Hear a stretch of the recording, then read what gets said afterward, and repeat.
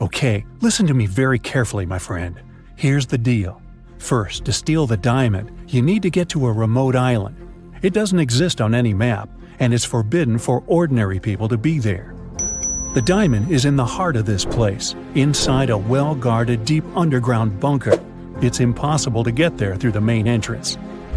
But lucky you, there's also a secret jail on the island. You can get there as a prisoner and then escape through the underground tunnel. That tunnel will lead you into the bunker. Then you should find the diamond. You'll have very little time for the whole operation. When you're done, a boat will be waiting for you in the southern part of the island. Do everything correctly and follow the plan, and then you'll encounter no problems. Got it? Alright, let's go. You and other prisoners get into a helicopter and fly to the island. You're handcuffed. At one moment, the helicopter begins to shake. The pilot says you're falling. He puts on a parachute and jumps out of the helicopter. Take a look around and decide what to do next. Faster! You see the keys to your handcuffs hanging near the cabin. Then you get rid of the handcuffs. The prisoners ask you to release them too. But be careful, these people are dangerous. All three of them say they know how to fly a helicopter. Who will you believe?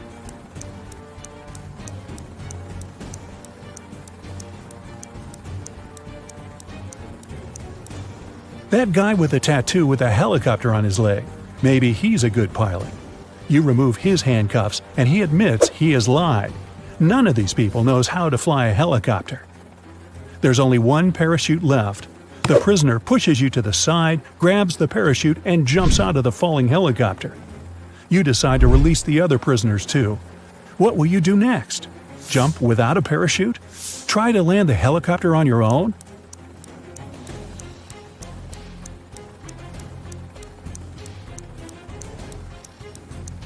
The helicopter's pilot abandoned the vehicle because the landing was impossible. So you will not succeed either. You need to jump. You have been flying over the ocean, remember? Also, the helicopter is falling, so the height isn't that great. You jump into the water and swim toward the shore. Suddenly, you notice a shark's fin. It's quickly approaching you. What are you going to do? A. Try to swim to the shore as fast as possible. B. Don't swim anywhere and just float in the water. C. Dive and start waving your hands to scare the shark away.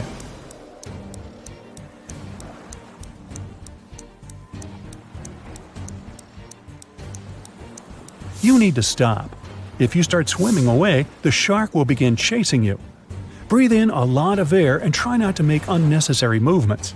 The shark will leave soon. But if it attacks, you'll have to attack back. Its gills and eyes are the animal's weak spots. Fortunately, the shark doesn't charge at you. It swims away, and you get to the shore safely. The island's guards are running out of the jungle. One of the prisoners who was with you in the helicopter is hiding in the bushes and invites you to join him. Where will you go?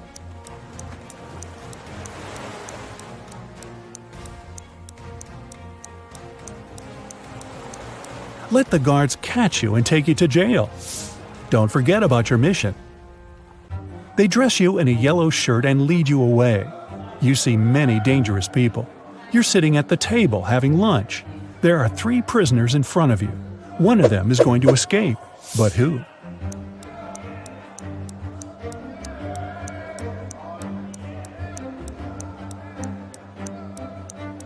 That man with a book. A metal file serves him as a bookmark. Today, he will also try to escape. The underground tunnel leading from the prison to the bunker is located under the laundry room. You need to get out of your cell and get there. To do this, you have to get the metal file and pick the lock. Everyone goes out into the courtyard for a walk. You're following the man with the book. He sits down on the bench and hides the book under the seat. You need to distract him and get your hands on the book. You can use a basketball, dumbbells, or playing cards. What will you do?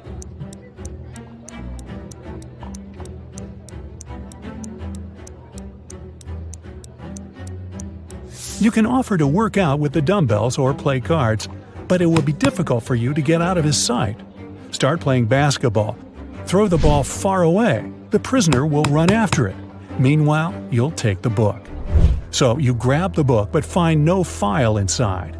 Instead of this, You find some money. It seems this guy has sold the tool to one of the other prisoners.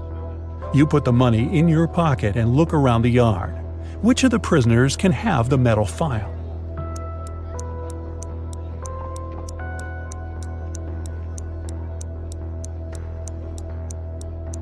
That guy is pressing his fingers to the sleeve of his shirt. Apparently, he's hiding the tool there. You're about to approach him, but one of the prisoners starts a fight. The guards are trying to prevent a riot. In all this chaos, someone hits you on the head and you lose consciousness. You wake up in a hospital ward. Oh no! You have almost no time left. The doors are locked. Several security guards are walking around. How can you get into the laundry room?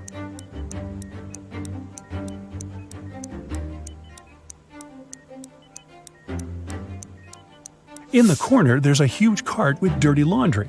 Hide in there, and they'll take you to where you need to go. You hide among the dirty sheets. The cleaner takes the cart and transports you to the laundry room. He throws the linen into the washing machine and notices you.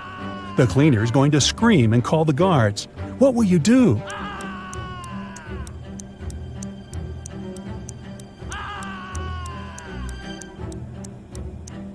You have some money, remember? You can pay for his silence.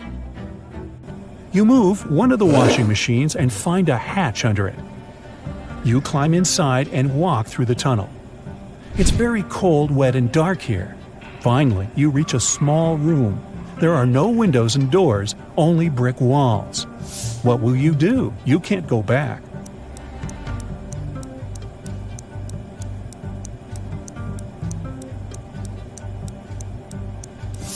Among all these bricks, there's one sticking out of the wall. Try to push it. It worked. A secret door opens, and you step inside. You go down and find yourself in front of another iron door. You notice an oxygen tank with a mask lying nearby. You open the door and find yourself in an airlock room between two iron doors. One of the doors closes behind you.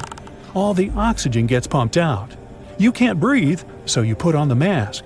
The second iron door opens, and you go inside. You see 3 tunnels.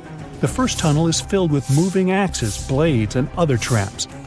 High-voltage electric discharges flicker in the second tunnel. The third tunnel is burning with a bright flame. One of the threats is an illusion. Which tunnel will you choose?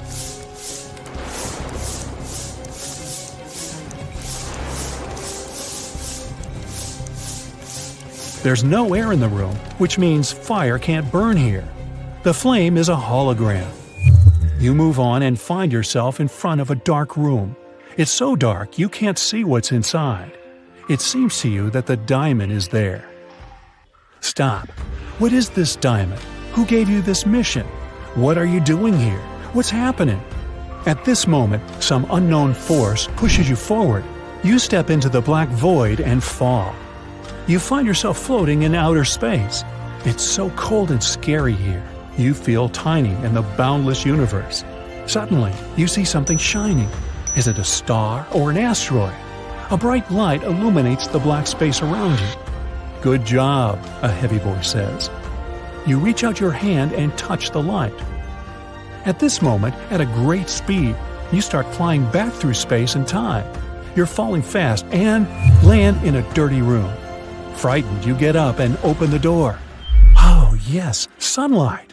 You finally get out of the bunker and find yourself on the island. There are 2 paths in front of you. One leads to the south, the other to the north. Which one will you choose?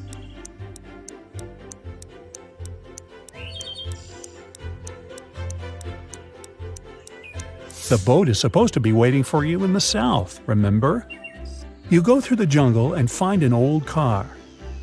You start the engine and grab an MP3 player with headphones from the glove compartment. You drive along the road listening to music when you realize the brakes don't work. There are 3 ways ahead. A brick wall is waiting for you at the end of the first road. The second one leads to a swamp, and the third leads to a high hill with a cliff. Where are you going to drive? There's almost no time.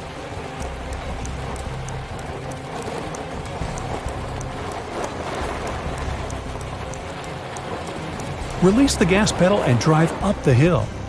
The car will start slowing down, and soon you'll be able to get out of it. You go through the jungle and find yourself on the shore. There's an old motorboat on the sand. You push it into the water, start the engine, and get in. After traveling for some time, you see rocks with shipwrecks next to them. You slow down and hear beautiful singing coming from the rocks. The singing is beckoning, and you direct your boat right toward the rocks. You're quickly approaching the place and can do nothing to stop the inevitable. What will you do?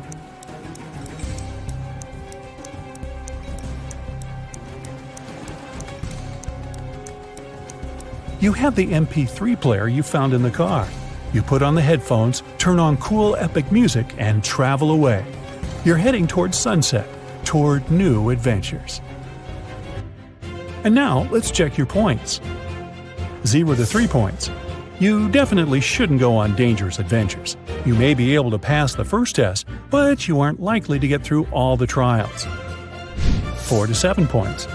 It's better, but you still lack confidence. You might panic in an extreme situation, and panic is the main enemy of any adventurer. 8 to 11 points. You're not afraid of danger. You always move forward with confidence. But you need to work on your attention to detail and your logical thinking skills to be able to always get out of trouble. 12 to 14 points. You're a real adventurer. You can handle not only exhausting challenges, but also survive inexplicable strange situations that would drive other people mad. Betty is a famous artist and blogger with more than 1 million subscribers. She has recently hired an agent to sell her works. The agent created an online shop with Betty's exclusive paintings. One day, Betty woke up and saw that most of her followers recently unsubscribed. Can you guess what happened?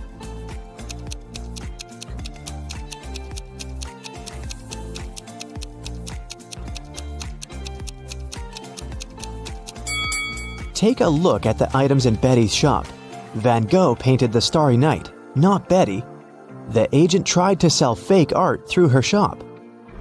The next day, Betty visited her favorite cafe. She made an order and went to the ladies' room to wash her hands. She found this beautiful ancient necklace.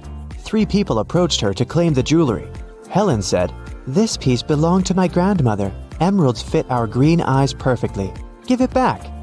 Fiona said, "My necklace used to have a weak lock. It must have been broken when I was combing my hair." Julia said, "Hey, it's mine. I lost this necklace in the ladies' room." Who should Betty give the necklace to?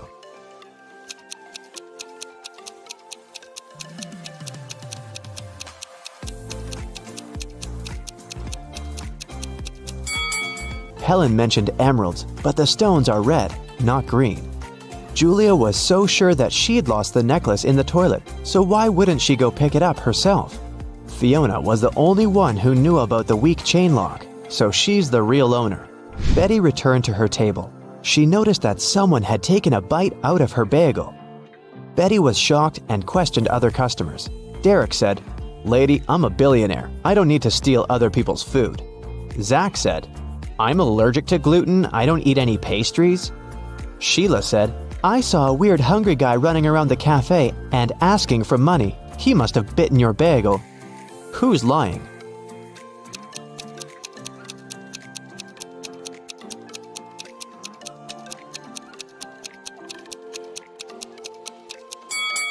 Zach. If he doesn't eat any pastries, why did he order pancakes? Fiona wanted to thank Betty for the necklace, so she bought her lunch. The women sat down together and began to talk. Betty asked Fiona about her job. Instead of answering, Fiona showed her family tree. Can you help Betty figure this out?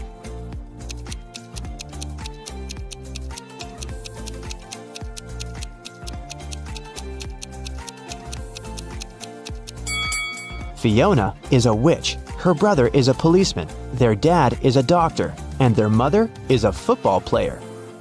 Betty got very excited. She begged Fiona to teach her magic crafts. But Fiona hesitated. She wanted to test her potential student and offered Betty to solve this equation first. Can you help her nail this task?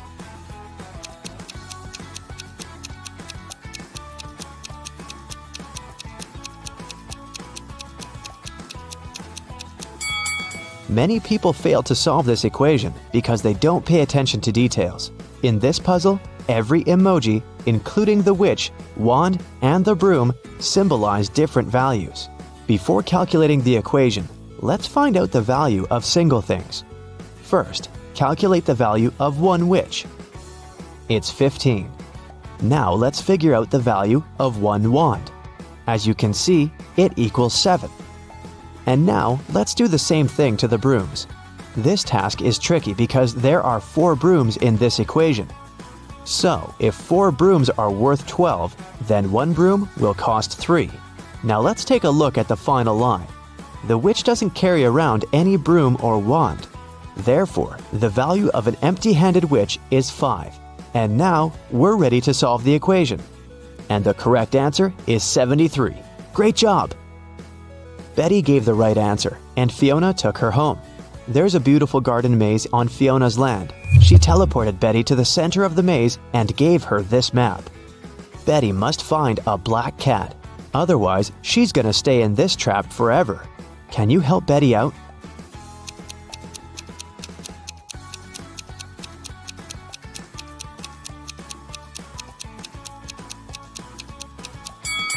Here's the way. Betty wanted to run back to the castle as soon as possible. Suddenly, a creepy zombie started chasing her. It looked hungry. Betty was running away and noticed 3 paths. The first path was covered by poisonous acid, the second path by bugs and maggots, and the third path by thorn bushes. Which way should Betty choose?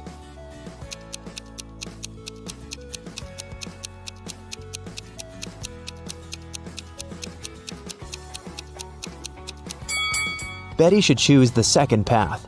Bugs and maggots are gross, but they're harmless. Fiona asked Betty to serve dinner for a witch party in her castle. Can you count how many witches have arrived at this event?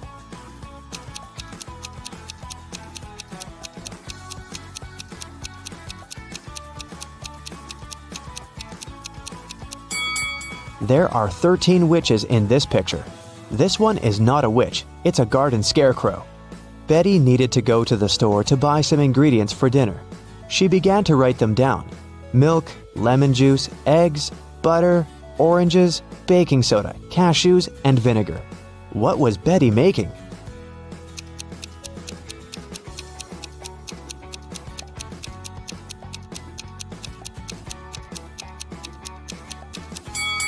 Have you guessed? Betty was making a shopping list. Betty served the witches the first meal. Can you guess what exactly?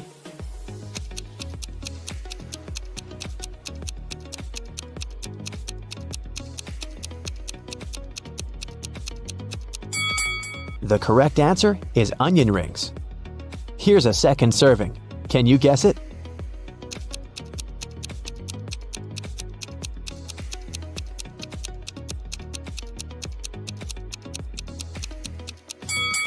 It's blueberry.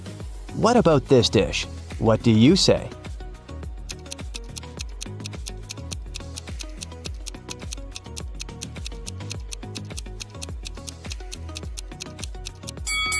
It's popcorn. Here's the next one.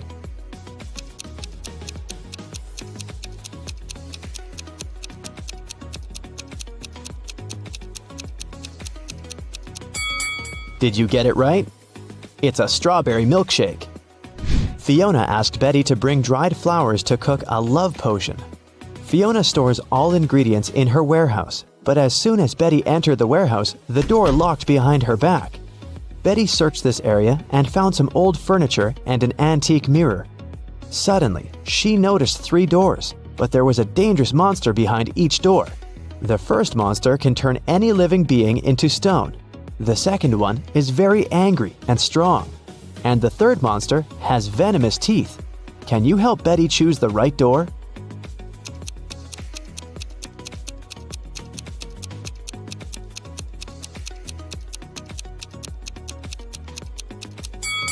Betty should open the first door and show the mirror to the monster so that it would turn into stone. Then she can escape through the first door. Betty took her phone and ran into the forest. It was pretty dark and scary. Betty stepped on a wasp's nest. Wasps were everywhere. What should Betty do? Wave her arms to scare the wasps? Run away as fast as she can? Or walk away slowly? What do you think?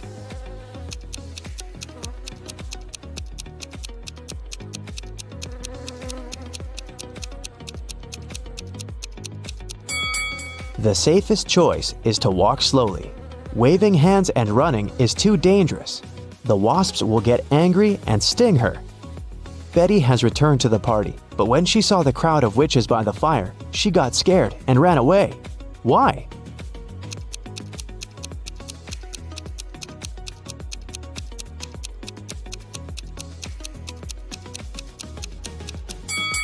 This lady by the fire is a ghost. See, she doesn't have any feet and levitates. Betty decided to hide in the castle.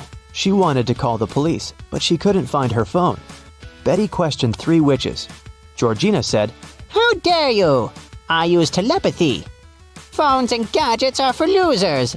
Lillian said, I was outdoors singing with other witches. I didn't see or hear anything weird. and Nina said, I don't need to steal honey.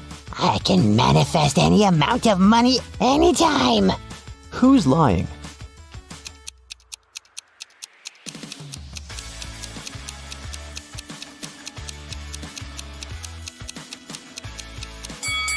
Georgina, take a look at her ears. She's wearing earphones, but she said she didn't use any gadgets.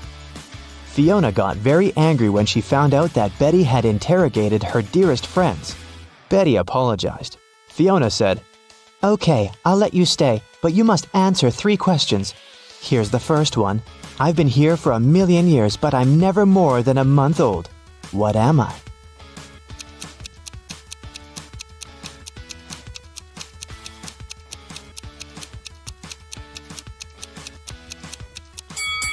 Have you guessed it?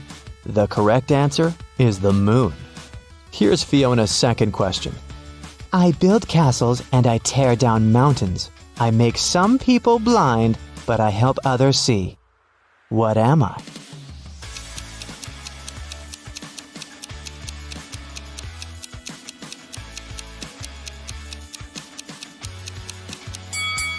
The correct answer is sand. And the third question is, I can be long or I can be short. I can be bought or I can be grown. I can be painted or I can be bare. I can be round or I can be square. What am I?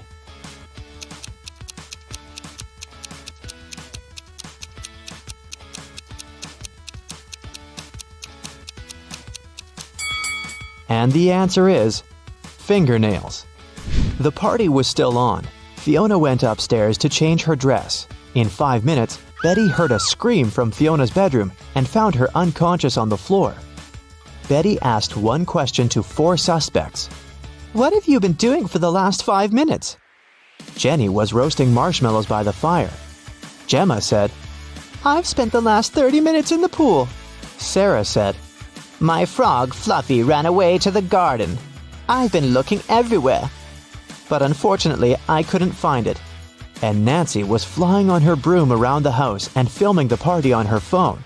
Who's lying?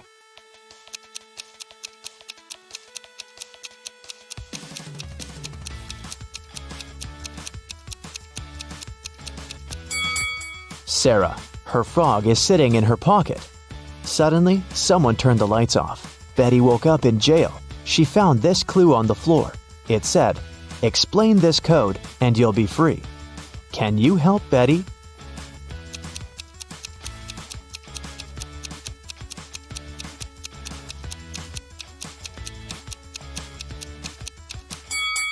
Here's the answer. Betty was running through Fiona's basement and noticed 2 more prisoners. She figured out that one of them was planning to escape. Can you guess who?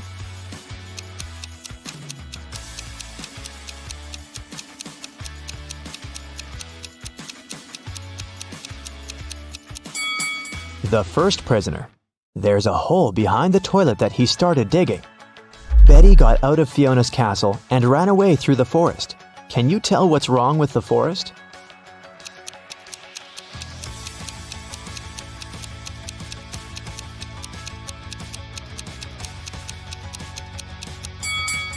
look at the trees. They all cast shadows, but the big oak tree's shadow is in the wrong direction.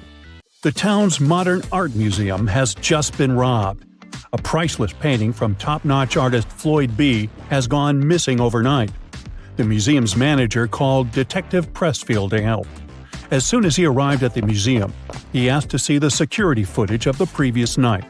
He identified 3 suspicious individuals staring at the painting for longer than usual. The first person, wearing a blue jacket, entered through the museum's front entrance. The security camera caught her staring at the painting from several angles, like she was measuring it. The second person, wearing a red hat, left the museum through the side exit, which is pretty suspicious. And the last person, who was wearing a black face mask, spent a long time looking at the museum's ceiling, trying to identify where the security cameras were located. Take a look at the footage. Can you guess who's the most likely thief?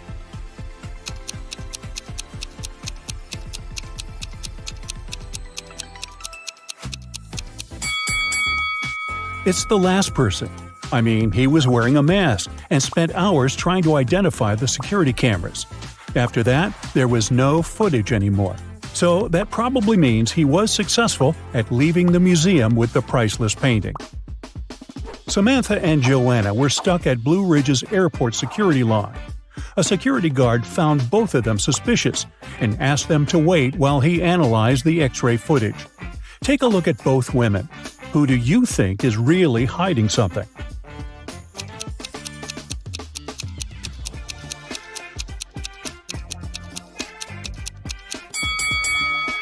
Well, Samantha has a suspicious face, but she probably just wants to go to the bathroom or something.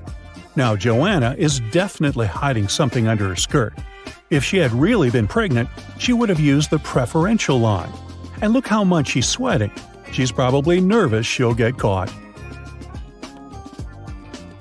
Detective Sharon's office was called to investigate a series of mysterious break-ins happening in a fancy neighborhood.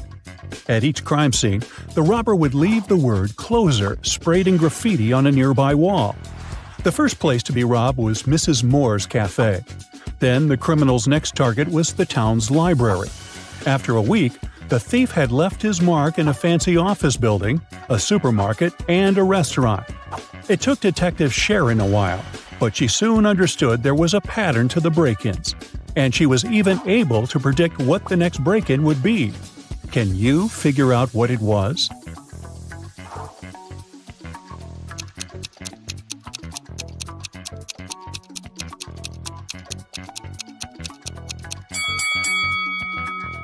The thief was pretty clever for sure. The first letter of each of the locations the thief entered spelled out the word "closer." Since the last location to be robbed was a restaurant, the next place would start with C, restarting the cycle. Most likely, the neighborhood's community center. In the East Valley, there's a beautiful old kingdom known as Piatra. One of the town's most precious symbols is a valuable jewel that is always displayed during the city's festivities. This year, during the last celebration, something tragic happened. The town's jewel went missing. The king was devastated and mad that such an ancient artifact had been stolen. He soon called the kingdom's official investigator to help figure out who had possibly stolen the jewel. The culprit would have to be proclaimed responsible for their theft in front of the entire kingdom. There were many people at the festivity, but the investigator narrowed the suspects down to 4 people. Amelia said she saw something strange after the bard's presentation. She saw that Benjamin had picked up the jewel and handed it to Carol. But Ben said he didn't go anywhere near the jewel because he had been working on one of the stalls during the fair. Carol said she did go near the jewel, but she had only admired it from up close. And Daniel said that he could swear seeing Carol carrying the jewel, but he didn't see her take it. Based on the testimonies, the investigator had no trouble figuring out who the culprit was. Can you figure it out as well?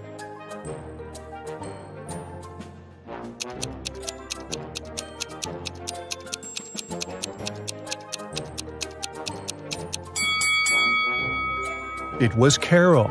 Almost everyone thought she was involved in the crime. And plus, if you zoom in on her bag, you'll see something pointing. Sure looks like a jewel, doesn't it? The town's only DVD rental shop suffered a robbery last night. The store's owner called the police station to report the crime. The detective almost couldn't believe what he was hearing.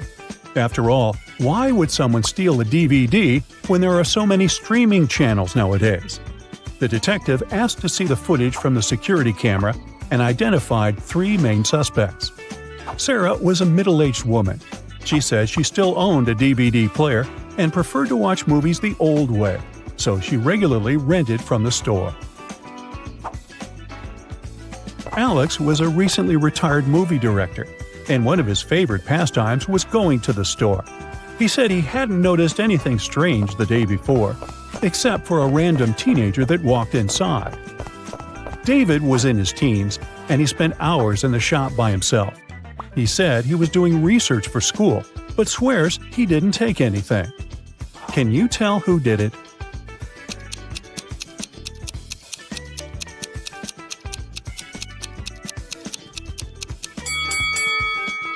It was David. The security footage caught him in the R-rated section of the store. He must have stolen the DVD, thinking the store owner wouldn't sell it to him. There's an old museum that only displays ancient Egyptian artifacts. One day, Susan, an anthropology student, went to the museum in order to study some of the art on display. She went into a room full of things, such as necklaces, bracelets, and earrings. She photographed every detail she thought was important for her research, when something caught her eye. Take a look at the image. Can you figure out what it was?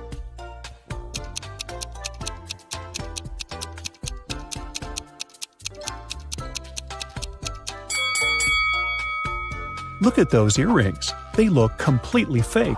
Plus, they have a tiny price tag attached to them. The original earrings were definitely missing. Susan reported the crime to the museum's manager. The manager immediately informed the museum security and opened an investigation. Susan was on the initial suspect list, but after checking the museum's security footage, she was let go. Museum security identified 3 main suspects: one of the museum's guards, one of the students from the museum's archaeology school, and a visitor. The visitor said he had only popped in for a quick visit. He said he had seen the earrings, but they looked pretty original to him. The security guard said he hadn't seen anything strange going the last few days. Everything was as it should be. And the students said they had studied the earring in a class, but they never got the chance to see it before it was stolen. Soon enough, museum security found the culprit. Can you tell who it was?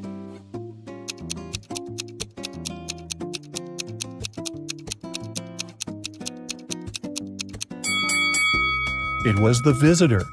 When security went to investigate the suspects, they never mentioned that the original earring had been exchanged by fake ones. The fact that he knew there was an original version means that he was the one that swapped them. Yikes. Maya was working on her latest artwork, which was commissioned by a high-end gallery in town. Suddenly, all the lights in her studio went out, and since it was nighttime, she was left completely in the dark. She heard footsteps approaching the studio door, and the next thing she knew, she was feeling dizzy. Maya passed out and woke up in a tiny room that had nothing other than a metallic door. She tried to open the door, but it was locked. That's when she noticed that beside the door, there was a little device where a red sign appeared asking for a password. Below the device, there was a piece of paper with the following hint: 1, 2, 3, 4, 5, 6, 7, 8. It took a while for her to understand what this meant. She read the note aloud several times before she finally figured out what the password was.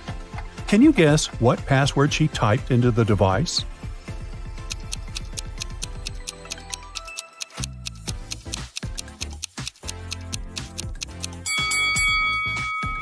Here's how it works. Maya had to type 1 time the number 2, 3 times the number 4, 5 times the number 6, and 7 times the number 8. Reading it aloud was the key to solve this problem. Whew. Eddie and Lucy decided to go camping in the forest for the weekend. However, they didn't know that it was protected by an angry spirit who didn't like intruders. He appeared in front of them and said, "You have set foot into my forest uninvited. You will not be able to leave. Forget your home. With it, you will never be reunited." "We apologize. We didn't know the forest belonged to you. Please let us out. We won't ever come back," Lucy cried. The spirit replied, "I'll show you mercy, for you are sincere. Mysteries of my forest await you. Solve them all, and you will be able to leave." Then he magically teleported them to the deepest, darkest part of the forest and vanished out of sight. As Eddie and Lucy walked around trying to find their way out of the forest, they came upon a river. They had to cross it to continue their journey. There were 3 different bridges in front of them. Which one should they choose to move to the other side?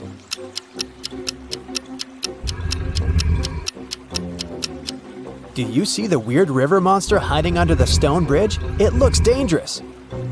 And the wooden bridge looks so old, it can crash at any minute. So, they should choose this one. After Eddie and Lucy crossed the bridge, they saw 3 different paths in front of them. The first road led to a cave where giant hungry trolls were living. The second road led to the house of evil witches who needed human blood for a spell they were casting that would allow them to stay young forever. And the third road led to a swamp where an 8-headed snake was waiting for its prey. Which path should they follow?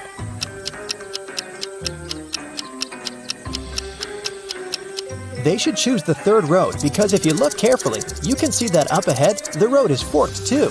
It means that there's a 4th path they can take if they continue walking on this one, and they won't end up in the swamp after all. When they arrived at the end of the 4th path, they saw a wizard's hut. They thought he might be able to help them, but the gate was locked. When they tried to force it open, a magical quill came flying towards them from one of the windows of the hut and started writing a riddle in the air. "The only being who can let you in is my familiar Arthur the Owl. He must be sleeping on a tree at this hour. To convince him, you must bring him his favorite flower. Yet, if you cannot spot him in the next few seconds, I can't help you, and forever in this forest you'll have to wander." Can you spot where the owl is?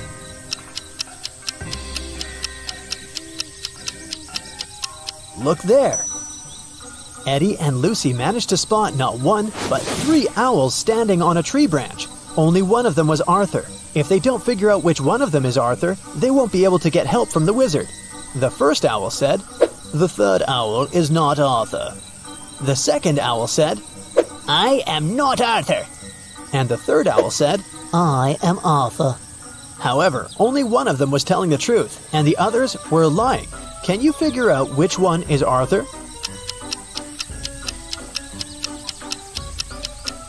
If the first owl was Arthur, then both he and the second owl would be telling the truth. If the third owl was Arthur, then he and the first owl would be telling the truth. But only one of them is telling the truth, remember? So the second owl must be Arthur. Once Eddie and Lucy figured out which one was Arthur, the remaining owls flew away. Then Lucy asked him what his favorite flower was. Arthur answered with a riddle. I can grow very tall. I am of the color yellow. When I am young, I follow the closest star in the sky. Can you tell what flower I am?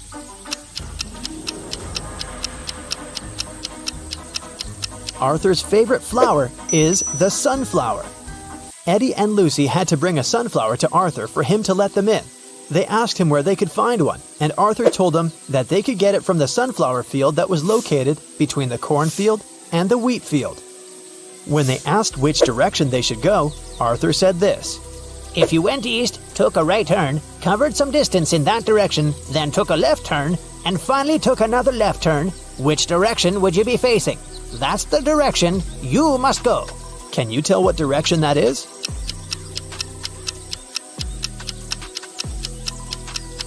It's north. After Eddie and Lucy had walked for some time, an angry leprechaun jumped onto them out of nowhere and knocked them out with fairy dust. They opened their eyes in a prison cell. The leprechaun said, You stole my pot of gold and you're going to stay in this prison until you tell me where you hid it. Eddie said, We don't know anything about your gold, but the leprechaun didn't believe him. Suddenly, Lucy saw something strange that could help them. There was another prison cell in front of them with 3 different prisoners. Lucy noticed that one of them was going to try to escape. She suggested making a deal with the leprechaun. She said, I will tell you which prisoner is planning to escape if you let us go. He's probably the one who stole your gold, and I promise we'll help you find it once you free us. The leprechaun agreed to the terms. Take a look at these 3 prisoners. Can you tell who's trying to escape?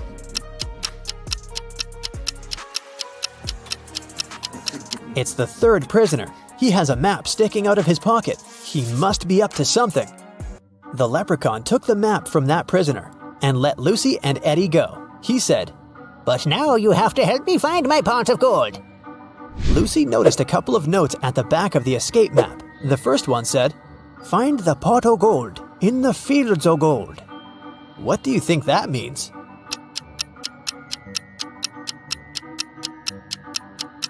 Remember what Arthur said?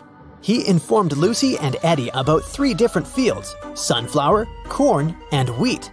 These 3 things are all yellow or golden. It could only mean that the leprechaun's pot of gold is in one of these fields. The road from the leprechaun's prison to the fields was foggy. They lost their way and arrived at part of the forest that even the leprechaun didn't even know about. Eddie immediately noticed 3 unusual things. Can you spot them?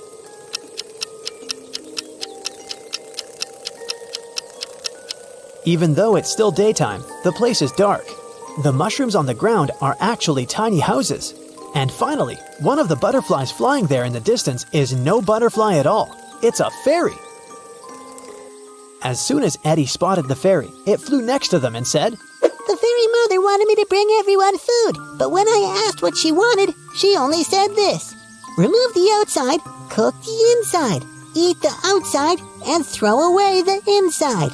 What I want is what this is. But I don't know what that means. Can you help me, please? Do you know the answer?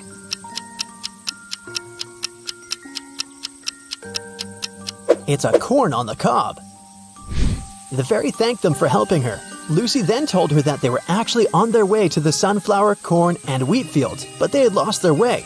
The fairy told them she was going there to get the corn on the cob or 2. They all followed her and arrived at the fields. After the fairy got her corn, she asked them what they were looking for. The leprechaun said, We're looking for my pot of gold. The fairy told them that there was a maze in all 3 fields. At the center of each maze, there was a pot of gold, but only one pot had real gold in it, and the others were fake. The real one was in the maze that had the shortest way from start to center. Can you tell which one that is? It's the sunflower maze. The leprechaun, happy to get his gold back, bid farewell to Eddie and Lucy. They picked a sunflower for Arthur and headed back to the wizard's hut. On their way there, they heard a scream. They ran toward it and saw 3 princesses. They all said they needed help because 2 monsters were following them. Only one of them was a real princess who was telling the truth. The other 2 were actually monsters. Can you tell who?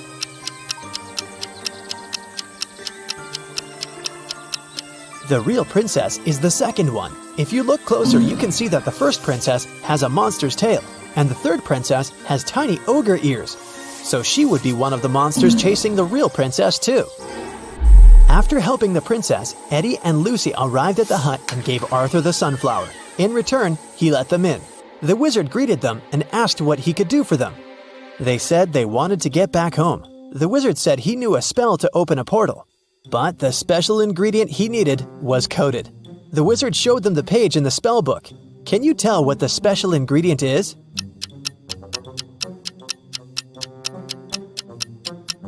It's one piece of feather from a crow.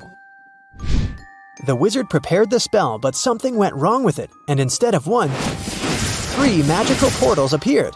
Behind the first one, they could see a knight holding an axe. Behind the second one, they could see a robot shooting lasers from its eyes. Behind the third one, they could see a vampire with a dagger in his hands.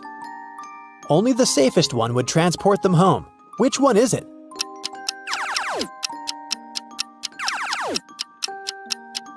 It's the door with the vampire, of course. The dagger is silver, and vampires can't touch that. That must only mean he is not a real vampire, maybe some guy in a costume. Who knows? Lucy and her best friends, Lily, Joy, and Rhonda, were having a pajama party. They decided to watch a movie in the living room. Lucy went to the kitchen to get some snacks. When she returned, she saw that Lily was lying on the floor unconscious. Rhonda said, "I was on the phone talking to my boyfriend. Suddenly, Joy hit Lily with a pillow and she fell down. I don't know why." Joy said, "Rhonda's lying. She hit Lily with a pillow very hard, on purpose." Who's lying?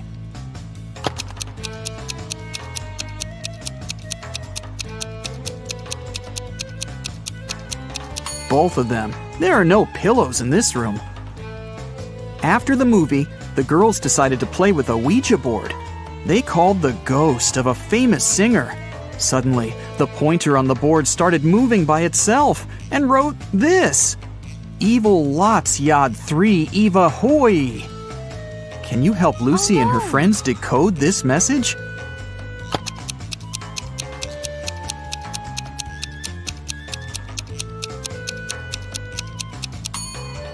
It says, "You have 3 days to live." The girls freaked out and interrupted the session. Lily offered everyone to take some pictures. They took many cute photos, but when they scrolled through the gallery, they freaked out even more. Why?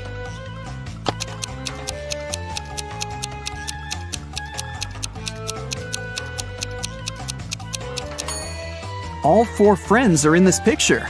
But then, who took it? Lucy told her friends it was time to get some sleep. But as soon as they entered the room, they ran out screaming. Why?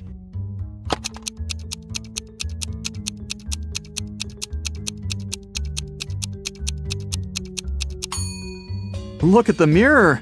It reflects a creepy shadow waving at them.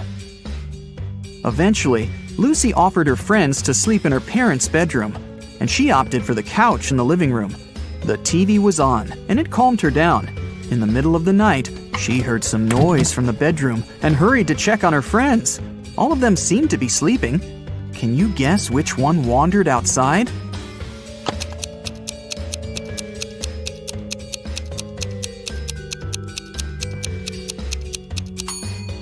Lily. She has leaves in her hair.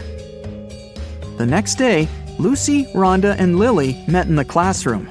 They were very concerned. Why?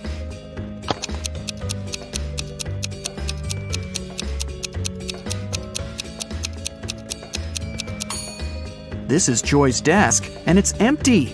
She didn't come to school. Neither did she warn anybody. Look, Lucy is carrying a cup of coffee with Joy's name. Joy didn't show up and didn't answer her friends' calls. Lucy, Rhonda, and Lily went to visit her. They found the girl in bed, under a blanket. The friends got very scared. Can you tell why?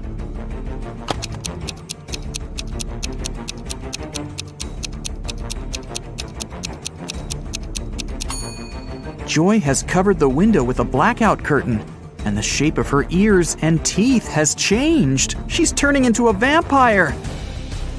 Lily decided to stay and take care of Joy. Meanwhile, Rhonda offered Lucy to visit her Aunt Vera. She ran a magic shop with different potions. When Vera heard about what happened to Joy, she said, "Okay, I need 3 ingredients to cook a healing drink. Here's the first one. When it comes to me, you go when you see red and stop at green." Can you guess the ingredient?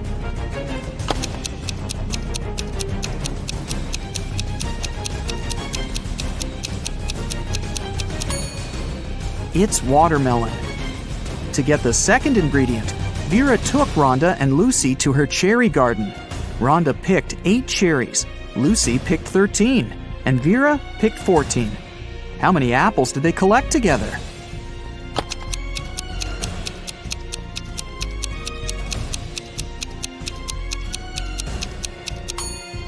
Zero. Apples don't grow in cherry gardens. Vera gave Lucy and Rhonda a hint about the third ingredient. here it is. Can you help them crack this rebus?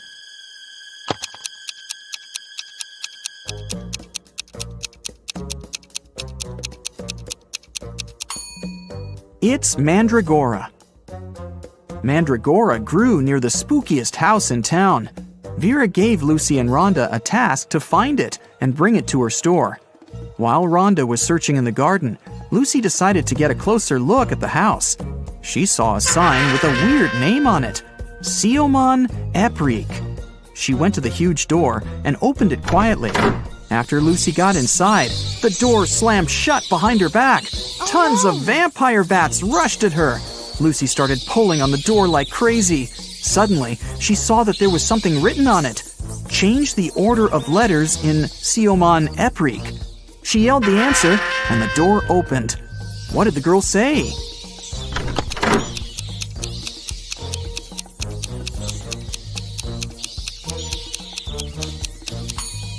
The real name of that place was Creepy Mansion. Rhonda found 3 root vegetables in the garden, but only one of them was Mandragora. Can you figure out which veggie Rhonda should pick?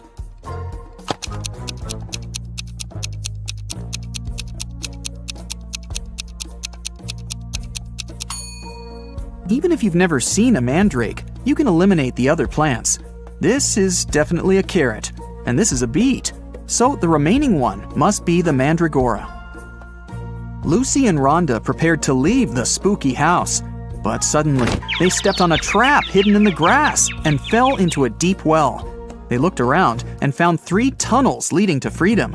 A fire-breathing dragon was waiting in the first tunnel.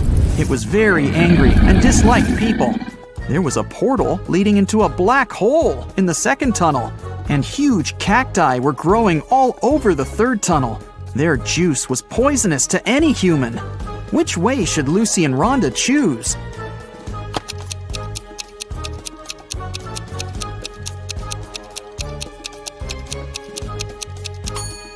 The third one. Look, those cacti don't have any spines, and no one's gonna force the girls to drink cactus juice.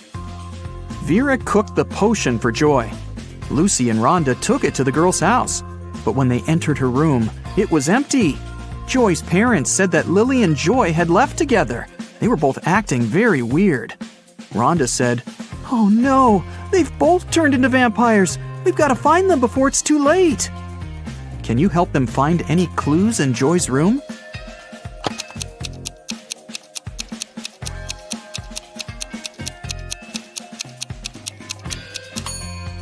Look at her laptop. They seem to have bought train tickets to go to Las Vegas to visit Joy's granny. Lucy and Rhonda boarded the train. Besides them, there were 4 other people in the car. One of these passengers didn't have a ticket. Can you figure out who it is?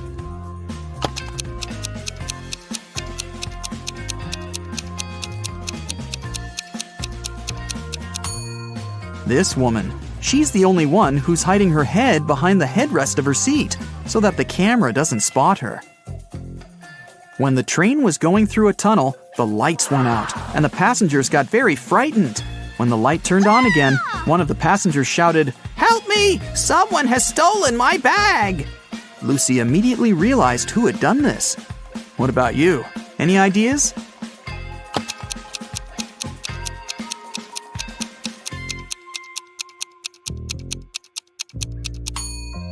Yeah, this guy.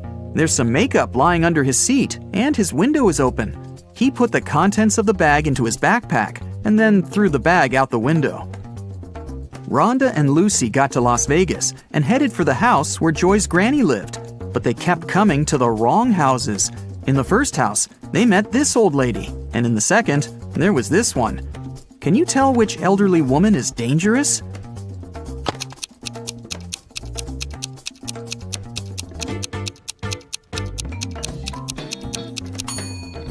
It's the second one. She's up to something, while the first one is just getting ready for a Halloween party.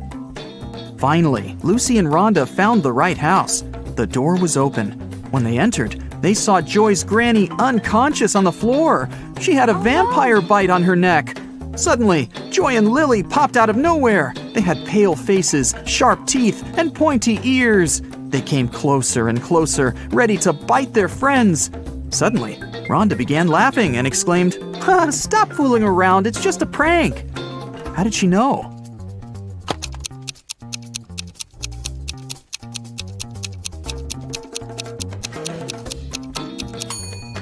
The mirror reflects Joy, and Lily casts a shadow. They're not real vampires, it's just a Halloween prank. Joy went to take a shower to remove her vampire makeup, but someone poured paint into the shower head and the water turned green. Joy questioned Lucy, Rhonda, and Lily. Lucy said, "I did my laundry and then went to cook some kiwi jam. Sorry, I gotta go, it might burn." Lily said, "I took a shower and washed my hair right before you went in. What happened? Why are you so green?" And Rhonda said, "I'm studying for my geometry test. Can you keep it down, please?" Who pranked Joy?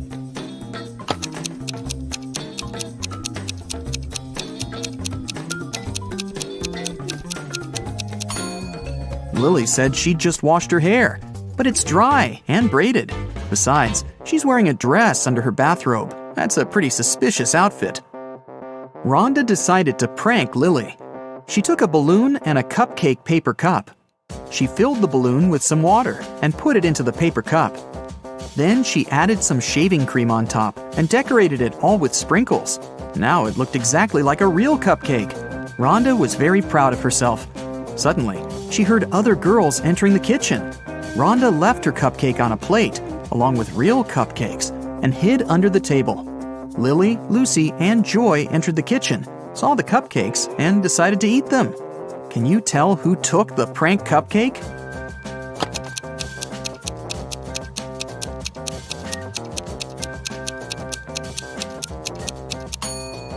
Joy. The real cream has already melted, but the shaving cream still looks perfect. Joy, Rhonda, Lily, and Lucy went out to celebrate Halloween. They knocked on the neighbor's door. Mike opened the door. The girls shouted, "Trick or treat!" Mike said, "I'm going to give you diamonds instead of sweets if you crack my riddle. You will always find me in the past. I can be created in the present, but the future can never taint me. What am I?" Each of the 4 friends got a beautiful diamond. What did they tell Mike?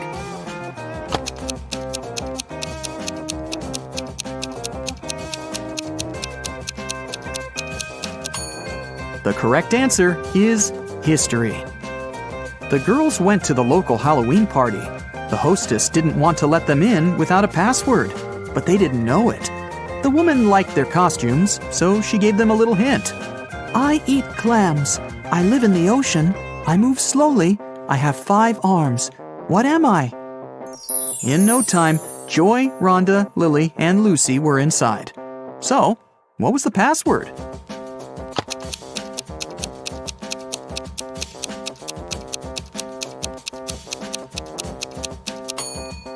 A starfish. Monica decided to go on a solo vacation to Brazil. She was strolling along a deserted beach when some magical sea creature caught her by surprise. It took her to a cave at the bottom of the ocean, took all her stuff, and left her there. To escape, she had to go through one of 3 tunnels. The first tunnel had sharks swimming all over it. The second tunnel had poisonous underwater snakes. And the third tunnel had a pirate shipwreck. Which tunnel should she choose to go through?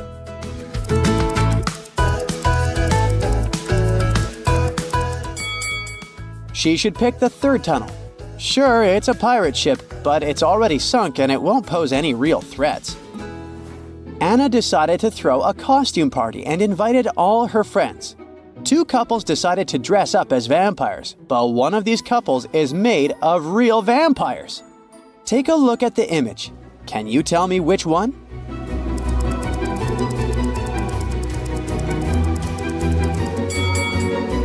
It's the second couple. They are vampires. They don't have any reflection in the mirror, do they?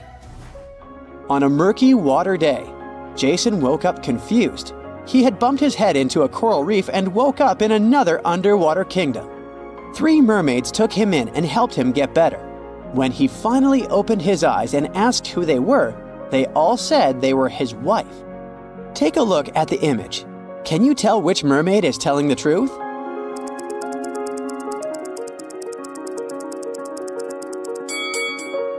If you look closely, the third mermaid to the right is wearing a shellfish ring similar to the one that Jason is wearing. This must mean she's his real wife and the other two mermaids were lying. In the Wizardry School of Ninth, students are getting ready for a philosophy test. They're pretty good at doing magic, but they haven't developed their theoretical skills too much. The teacher, Mrs. Woodland, prepared a relatively easy first question for them.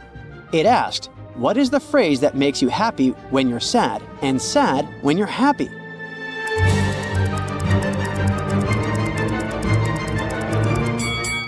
The correct answer is, "It will be over soon." Yikes! On the same day of that test, Mandeline had a potion test.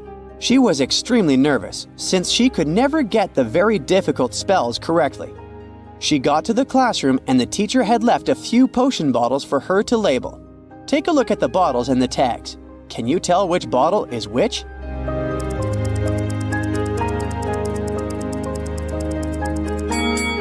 Our first clue lies in the bottles themselves. The first bottle is for the freezing potion. It freezes anything it gets into contact with.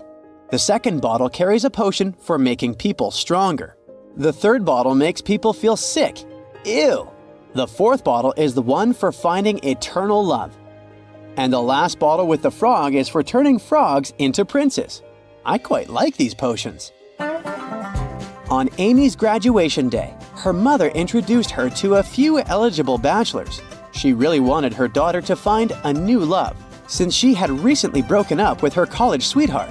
She talked with the guys who all said they were training to be airplane pilots, but she figured out one of them was lying. How could she tell?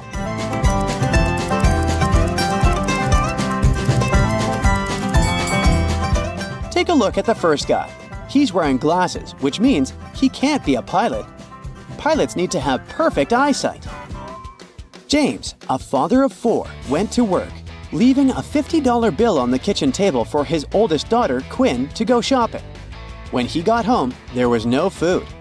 Quinn said she hadn't been able to go shopping because he hadn't left any money.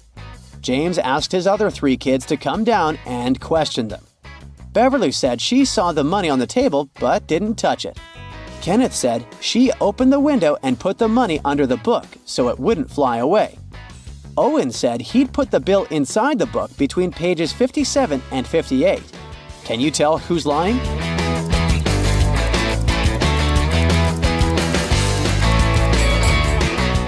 Owen is lying. He couldn't put the money between pages 57 and 58 because they're the 2 sides of the same page. Cindy was playing with her time machine when she opened a portal to another dimension. The portal took her to a sorcerer's house in the middle of nowhere. The sorcerer was so powerful that she closed Cindy's portal and Cindy was stuck there. The sorcerer proposed that they play a game. She said she had 2 cards in her hand, one that said free and another that said stay. Cindy could pick only one card. If she got the one with free written on it, she'd go back home. But if she picked the one with the word stay, she'd stay forever. But the sorcerer was such a trickster that she changed both cards to stay. Even so, Cindy managed to be freed by the sorcerer, beating her at her own game. How did she do it?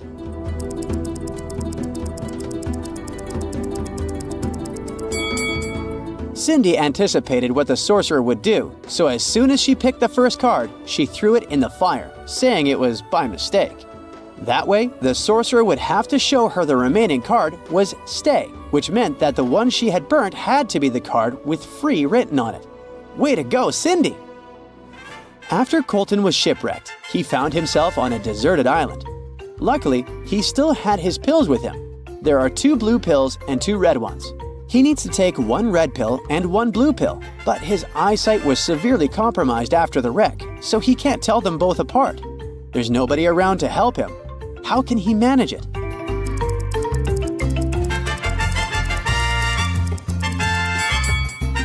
Colton should break each of the 4 pills into half and eat 4 halves of each. This way, he'll take exactly 1 red and 1 blue.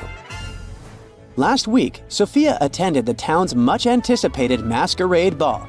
She chose to show off her mother's vintage diamond necklace. But during the event, she noticed her necklace was gone. She called a private investigator immediately and asked him to bring her diamond necklace back, whatever it cost her. Very quickly, the investigator gathered 3 suspects. Kate, the one with the blue mask, says she spent most of the evening in the garden. Bianca, wearing the green mask, insists she was in the bathroom when the theft occurred. Jake, with the silver mask, says that he only noticed Sophia's necklace was missing after he came back from the bar. The investigator immediately knew who was lying and recovered the diamond necklace. Can you figure it out too?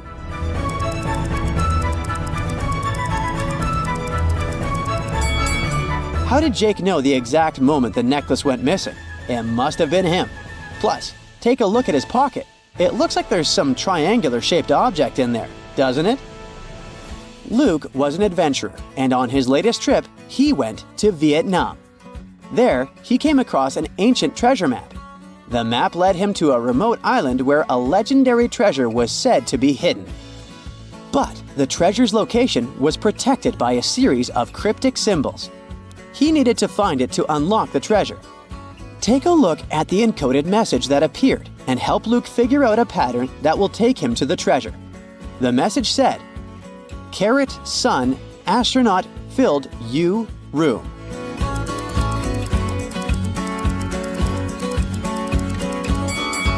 This wasn't so tricky, huh? The key to answering this one is noticing the pattern. The letters in capitals are the ones that make up the password. So, the correct password is Ray. The other words are just there to confuse you. Way to go, Luke! One of these girls has a pet at home. Can you tell me which one?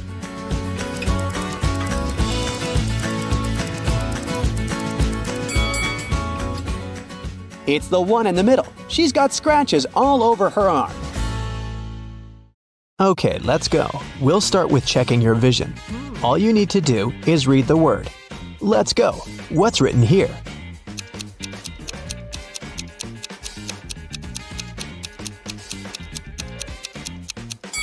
It says vampire. Next one. Can you read it?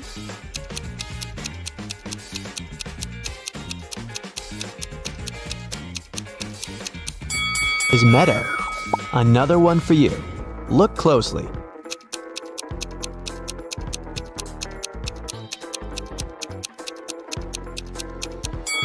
Right. It says snowflake. Next one's up. Are your eyes sharp enough to read it?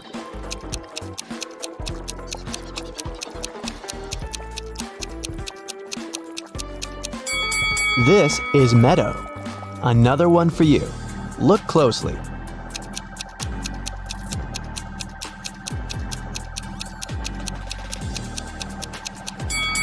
Yeah, that's waterfall. Now I'll be showing you some pictures, and your task will be to find all the hidden objects in each of them. Here's the first one. You need to find the 5 objects you can see at the bottom of the screen.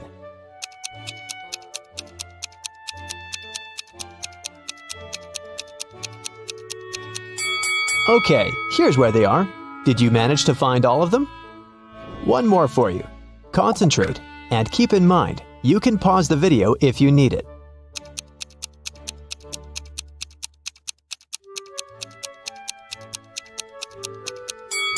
Great.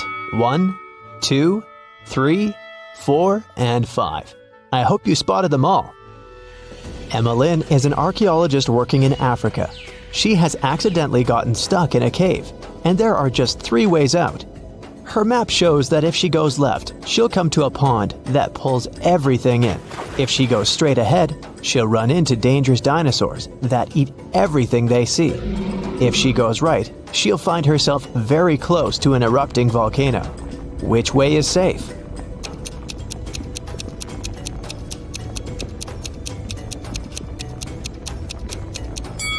The road leading ahead. Dinosaurs went extinct millions of years ago. It was Dana's birthday, and her best friends had prepared a gift for her. But first, the girl had to find it. They gave her a note with a hint. Do you know how Dana can read it?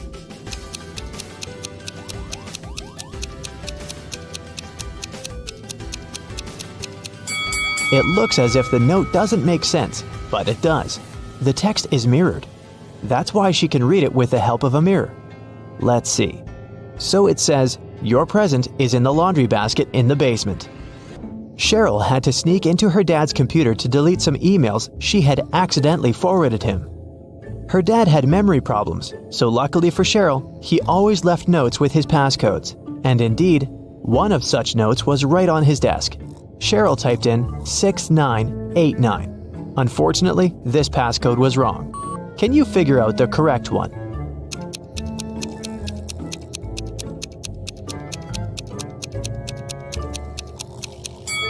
The note was simply turned upside down. Cheryl should try 6869. Reese was on vacation in Cyprus. One day, he saw a beautiful woman and asked her out on a date. The woman said that she would go out with him, but only if he guessed her name. He said it was impossible, and she gave him a hint. The capital of Spain, the capital of Austria, the capital of Romania, and the capital of Australia. Can you help Reese figure out what the woman's name is?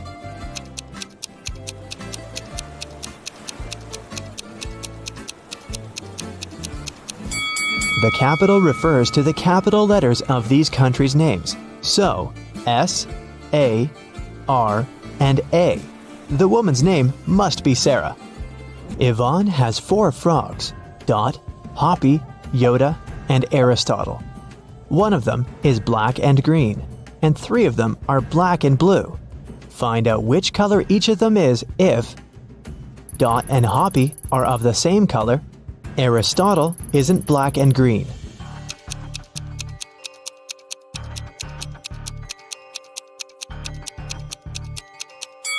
If Dot and Hoppy are of the same color, then they must both be black and blue, since there's only one black and one green frog.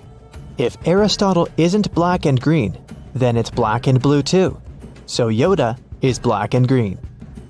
Honor and Alea are identical twins. After they were born, Honor had her birthday 22 times, but Alea only had her birthday 5 times. How is it possible?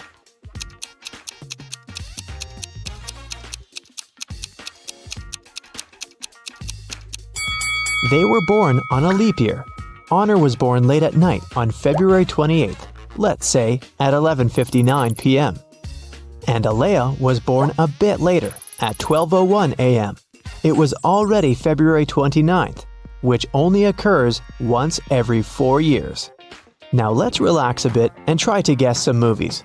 I'll show you some combinations of emojis, and your task is to guess the movie. Ready? Here's the first one. What's your guess?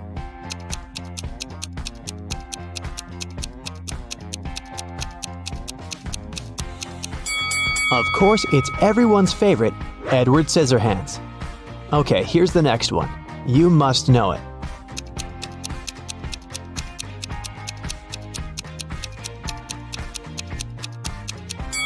It's The Devil Wears Prada. Can you guess this one?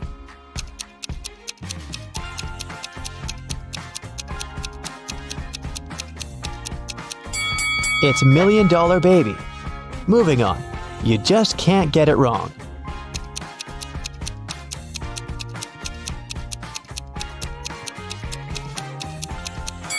Obviously, it's Home Alone. There's no other story like this one. Can you guess this movie?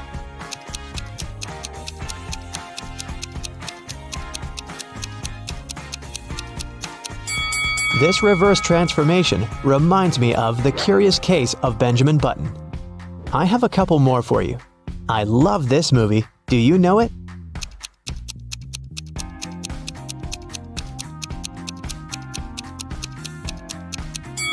It's Interstellar. And how about this one? What's your guess?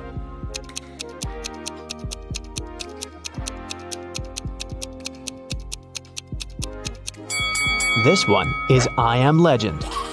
In the afternoon, Detective Callum went to a little restaurant for lunch. He was waiting for his order. He overheard a waiter and a client arguing. The waiter claimed that the woman had ordered a special breakfast set and was now refusing to pay. The woman said she'd only ordered a coffee. Detective Callum knew who was lying. Do you?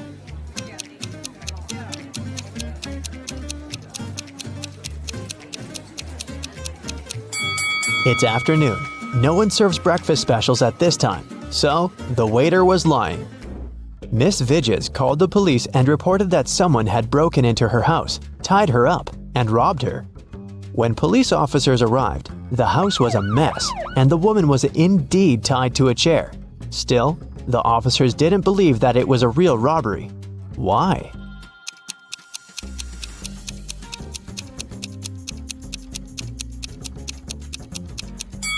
If Miss Vidges was tied up and couldn't move, how did she manage to call the police? Her cell phone is too far away from her. An elderly man had poor vision. He lived with his son, Mark, because he needed assistance. One day, the man was resting in his armchair while his son was preparing dinner. Suddenly, Mark heard glass shatter. He ran into the room and asked what had happened. The window was broken. His father told him that some dark-eyed, dark-haired young guy had thrown a stone into the window and then had run away. Mark didn't believe his father. Why?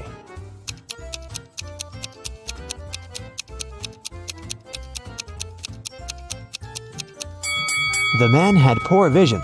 He couldn't see the boy, and of course, he couldn't figure out the color of his hair and eyes. Miss Nebula Hayes left for vacation. While she was away, her home office got robbed. All the people whose fingerprints had been found in the office were interrogated. Celeste, Nebula's cousin, said that she'd been to the house just once because Miss Hayes needed her to send her a document from her office. Alyssa, the gardener, said that she'd been coming every third day to take care of the garden and plants. Cash, the cleaner, said that he'd come every Wednesday to clean the house. Who robbed the office?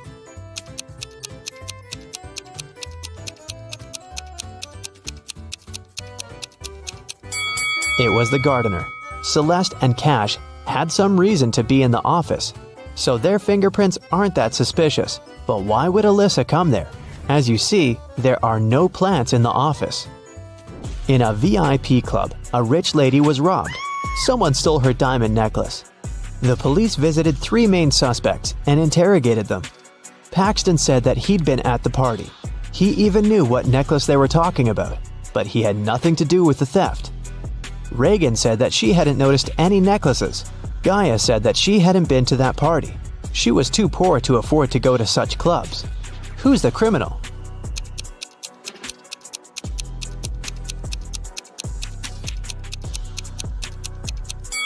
It must be Gaia. She said that she was poor, but look at her huge house and her fancy car. How can she afford all this if she's poor? Let's take a little break and check how attentive you are. Look, here's a ball and 3 cups. I'll put the ball here, in this cup in the middle. Your task is to watch the cups and then tell me where the ball is. Ready? Go! So where is the ball?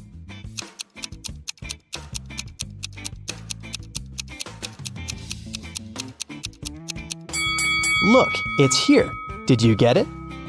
Okay, let's try this one. Now I have 4 cups, and I'll be moving faster. I put the ball right here. Watch it closely. So where do you think it is?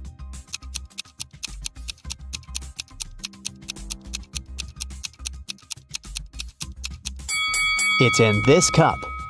Let's make it super hard and see if you can get it now.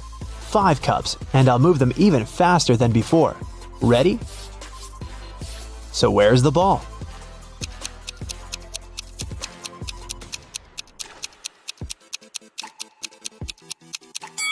It's right here. Chloe opened her locker and found an envelope. Inside there was a calendar and a note asking if she wanted to go to the prom. The note wasn't signed. There were just several numbers at the bottom. 25, 30, 24, 11, 26. Can you help the girl figure out who asked her out?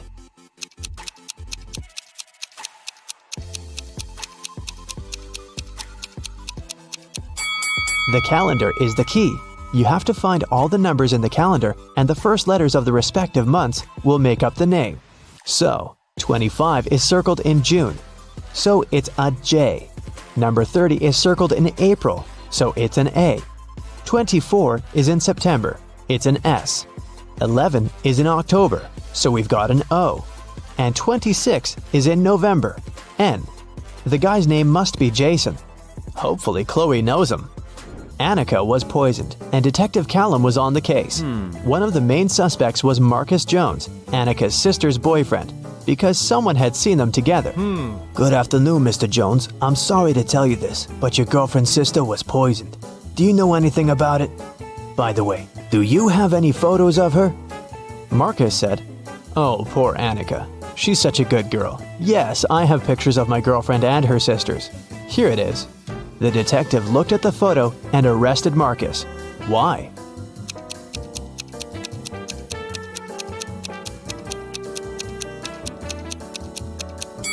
In the picture, there are 4 girls. This means that Marcus's girlfriend has 3 sisters. Still, Marcus somehow knows exactly which one of them was poisoned. Look at this picture. Can you spot which woman plans to go home by bus?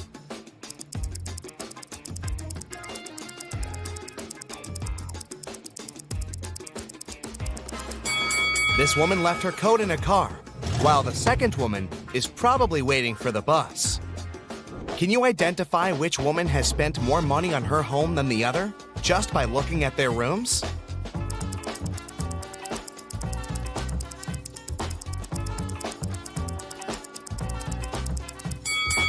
This room belongs to the woman who spent less money. She bought her furniture at a big discount. Look, you can still see price tags here. Kelly, Jackie, and Nancy are having weddings on the same day. Can you spot what dress is the most expensive?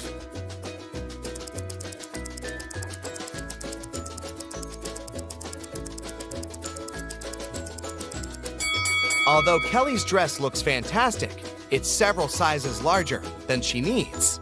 She must have bought it at a sale, and there were no other sizes left. There are stains and holes on Jackie's dress, so it must be secondhand. Therefore, Nancy's dress is the most expensive. Let's check how good you are at spotting small details. Which bill is fake?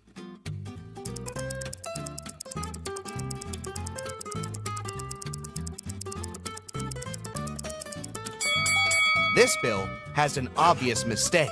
What about these two? Can you spot a fake?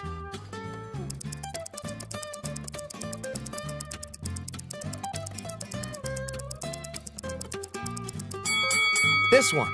The portrait doesn't belong here. What about euros? Can you see any difference?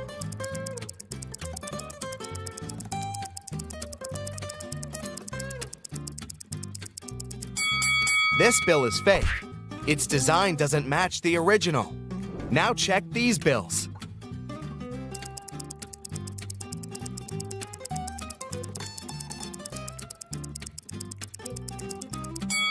This one is fake. Look at the words. They don't belong here. Diana is a young and ambitious entrepreneur. She wanted to find investors for her business project, but she spent all her savings on research and didn't have enough money even to afford a ticket for a business conference. So she climbed through the toilet window. The conference manager caught her on camera and sent a guard to one of the rooms where Diana might be hiding. Help the guard determine which woman is Diana.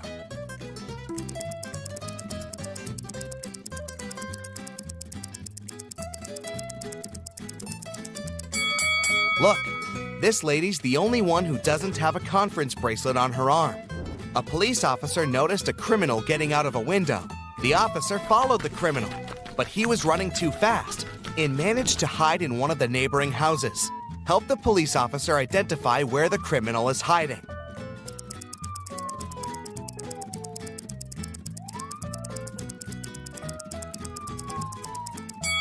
There are no fresh traces around this house. No one walked around it for a while. There's a family in the second house. It would be impossible for the criminal to blend in. So, the criminal is probably hiding in the third house. Look at this house very attentively. How many ghosts do you see?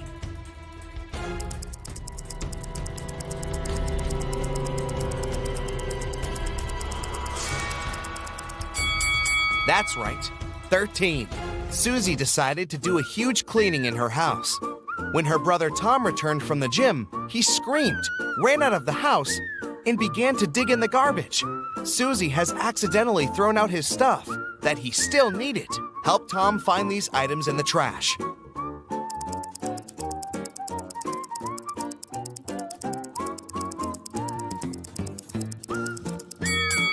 That's right, here they are. George and Vera went to a flea market. They are looking for a certain antique lamp as a gift for their grandmother. Help them make the right choice and avoid cheating.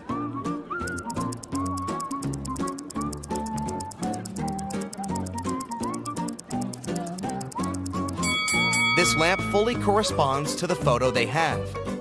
Can you spot a ghost at this stage?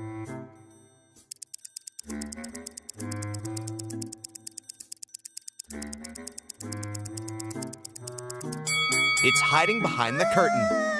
Fred got a puppy and brought it to his home, which he shared with 4 other people. 6 months later, Fred left for a weekend to visit his parents. When he returned, the puppy was gone. He questioned his roommates. Lily said she had spent the entire weekend at her boyfriend's place. Jack said he'd been allergic to animals and couldn't stay around them even for an hour. Henry, who was to take care of the puppy, just couldn't find the pet in the morning. Who's lying?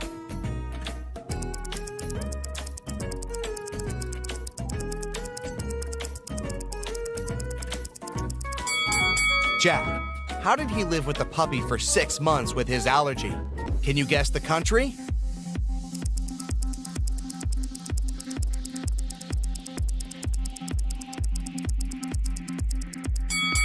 China. Can you guess the country?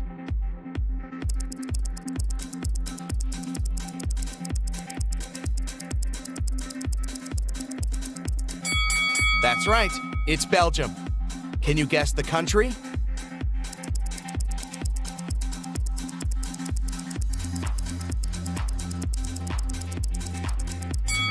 It's Spain. Can you guess the country?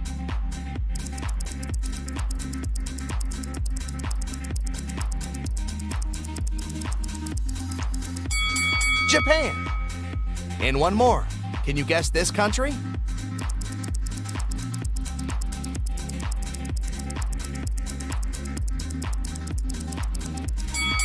That's right.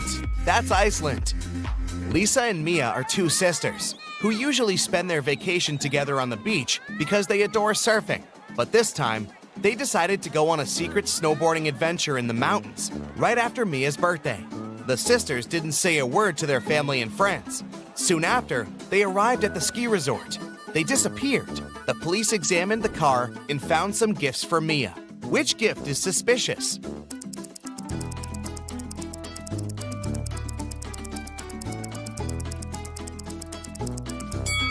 Leah's gift is suspicious. Nobody knew that the sisters had headed to the ski resort. Can you read this quote?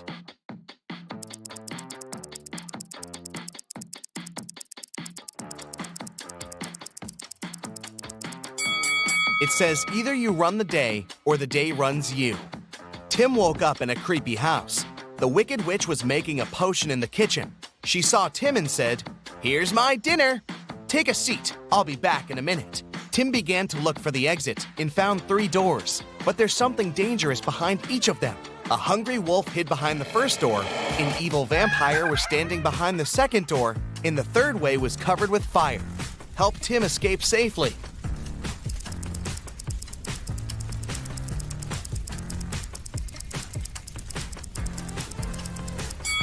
He needs to grab the garlic and walk through the second door. Garlic will scare away the vampire. Jill and Christy were jogging in the street. Suddenly, a taxi drove past and splashed both of them all over with water from a muddy puddle. The ladies decided to finish jogging for today, said goodbye, and went to do some laundry. Look at the picture attentively. Can you spot who of the 2 ladies is rich?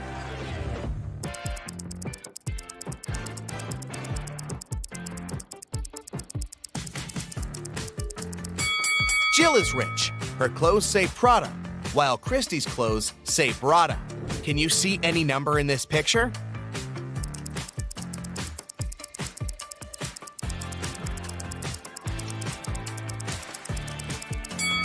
It's 2:17. See? Well done. Jake threw a birthday party for his brother Gregory, but when he went to the kitchen to grab the cake, he saw a creepy note in the fridge which said, "There's a ghost at your party." Jake ran to the living room to check the guests. Can you help him spot the ghost?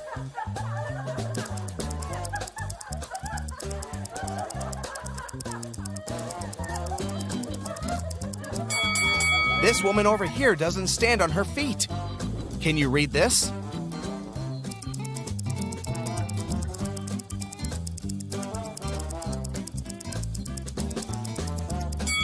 It says Matrix.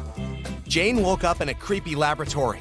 A mad scientist said, "I'm gonna let you go if you make the right choice," and showed her 3 doors. But each door hid danger. Behind the first door, she saw poisonous gas that will make her unconscious in 5 seconds. The second door hid acid that burns everything out in 5 seconds. And the third door hid a pool with water infected with a dangerous virus. Which door should Jane choose?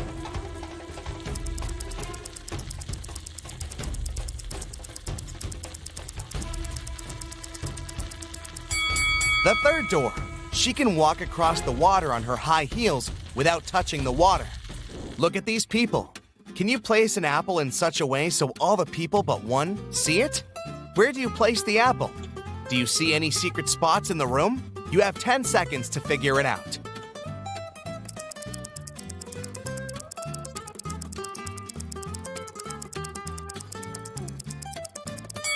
You don't need any special spots to fulfill the condition.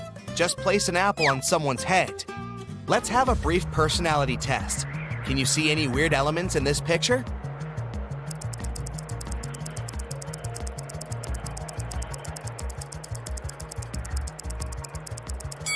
What detail did you notice first? A snowman holding a mug with a hot drink in its hand. B, a skier wearing a diver's costume and mask. C, a peacock hiding in the snow-covered trees in the background. If your choice is A, you're probably a very practical person. You have the talent to create a cozy and beautiful environment for your friends and family. If you choose B, you're smart and witty. You know how to invest your money and time wisely and dedicate yourself to really important things. And if you spotted the peacock, you're probably attracted to mysticism and art. You have a great imagination and unusual talent to see the details that other people don't see. Let's play a brief game. Answer these questions and see the results at the end. Would you rather have tattoos all over your body or have piercings all over your body? Option A gives you 10 points, and option B gives you 20 points. Would you rather breathe with fire when you speak or breathe ice when you speak? If you chose A, give yourself 20 points, and B brings you 10 points. Would you rather have your own spaceship or have your own planet? 20 points for A and 10 points for B. Would you rather have none of your dreams come true or have all of your dreams come true at once? Option A brings you 10 points and option B 20 points. Would you rather laugh uncontrollably when sad or cry uncontrollably when happy? 10 points for A and 20 points for B. You're very responsible but anxious, or you live one day and trust your instincts. 10 points for A and 20 points for B. Do you care deeply about everything around you, or do you act and win without any doubts? 10 points for A and 20 points for B. You're ready to fight your corner, or you never show when you're hurt. 20 points for A and 10 points for B. Now, let's count your results.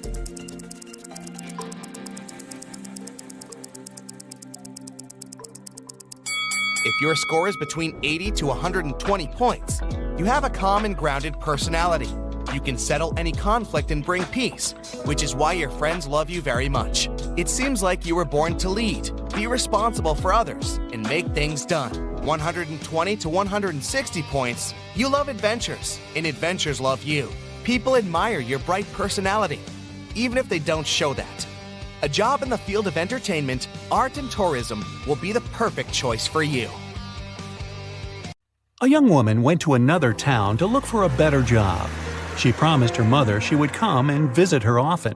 But 4 months passed, and she still didn't come home. Her mother missed her very much.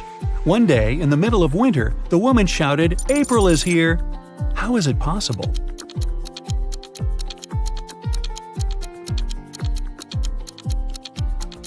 April was her daughter's name. She finally came to visit her family. It's usually under you. Take away its first letter, and it'll be above you. Take away its first 2 letters, and you won't see it. What is it?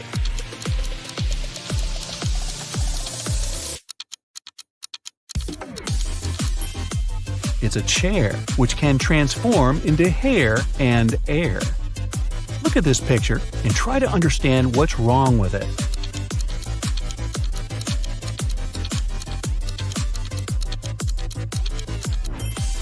Why would this young lady put a pair of boots on the table and a saw in the fridge? How about this image? Does anything strike you as odd?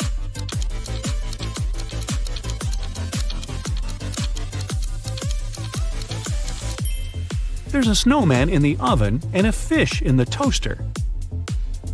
Dennis, Maria, and Julie were at a party. They decided to play a game. There were 5 hats, 2 red ones and 3 yellow ones. The friends closed their eyes, took random hats, and put them on their heads. Then they opened their eyes and looked at one another. Each of them had to guess what color the hat on their head was. Dennis and Julie said they didn't know, but Maria exclaimed that she knew the color of her hat. What color was it?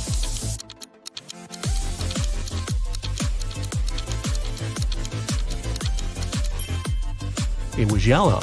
Maria saw that Dennis and Julie were wearing red hats, and she knew there were only 2 of those. You can't share it until you take it. What is it?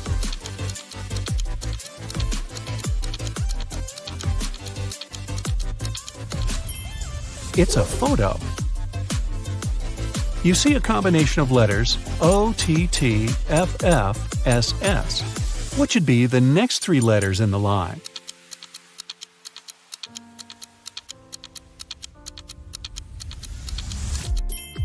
They should be ENT.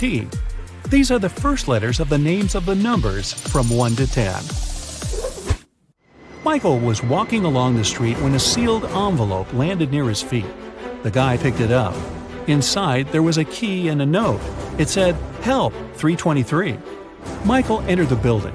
Soon, he found a door number 323 and used the key to open it. He saw a man near the open window. He was gagged and tied to a chair. Once free, the man exclaimed, "2 men broke into my office, tied me up, and took all the money from my safe. Luckily, my hands were free. I managed to write this note and throw it together with the key out the window." Michael didn't believe the man and called the police. Why?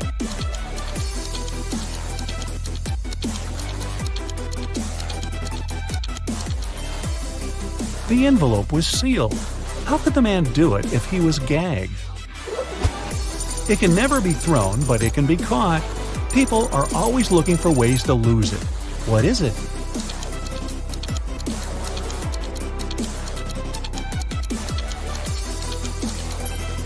It's a cold. 2 teams were playing soccer against each other. Each of the teams scored 2 goals in total. And still, it wasn't a tie. One team won and the other lost. How come?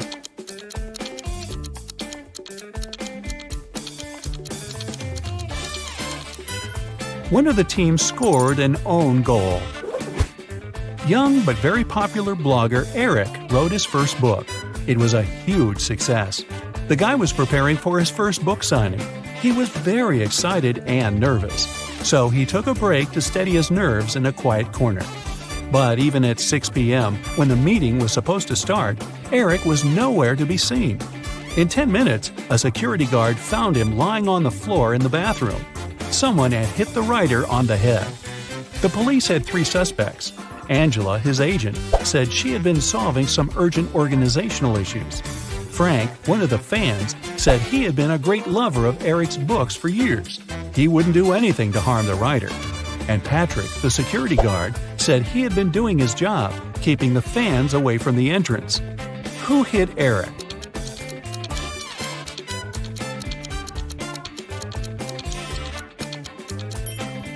It was Frank. It was Eric's first book. Frank couldn't possibly be reading his books for years. Look at these guys carefully. Who is a fake fireman?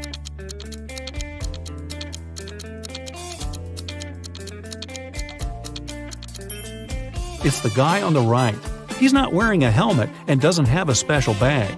Plus, his pants aren't part of the uniform. You have 3 empty cups and 10 sugar cubes. You need to distribute these sugar cubes between the cups so that each of them contains an odd number of cubes.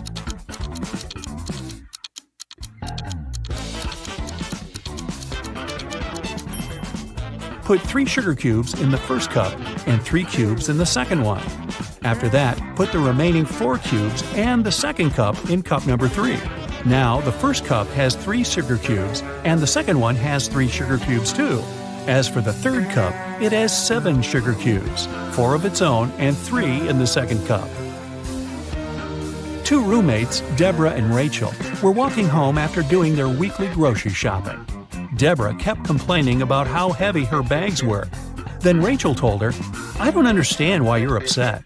If you gave me one of your bags, I would have twice more bags than you do. And if I gave you one of mine, we would have the same number of bags." How many bags were the girls carrying?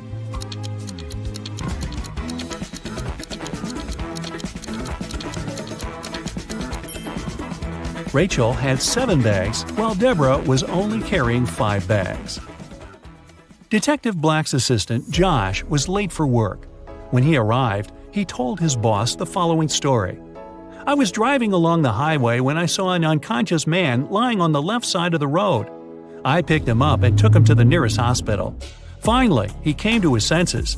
He told me he had been pushed out of the moving vehicle. The bag and all of his money and documents were left inside." But Detective Black said the man was lying. How did he figure it out?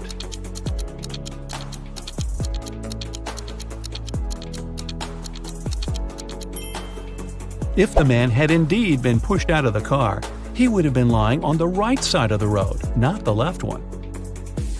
Kenneth was starving. He found a nice diner that served burgers and bought one. After a waiter brought him his order, Kenneth went to the bathroom to wash his hands. But when he came back, his burger was gone. The guy looked around the diner and understood who had taken his lunch. Can you figure it out?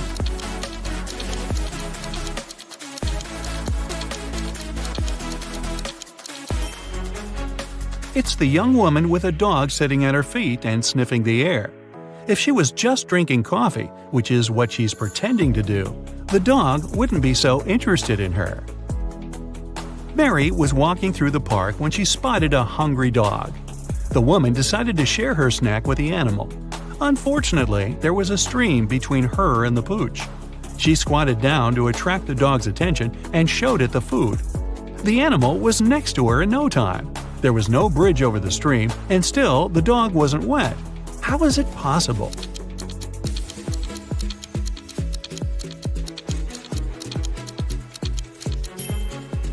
It happened in the winter, and the stream was frozen. A rich entrepreneur disappeared from his office. The only thing he left behind was a note with the numbers 6, 4, 9, 10, and 11, and a calendar. The police have 5 suspects: James, Kevin, Carol, Jason, and Laura. Who knows something about the man's disappearance?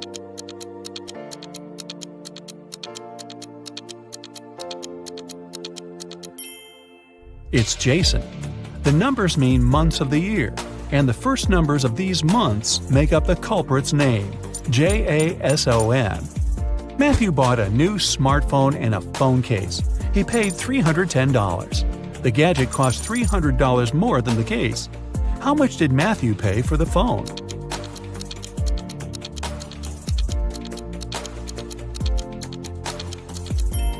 He paid $305. Tony was hosting a party.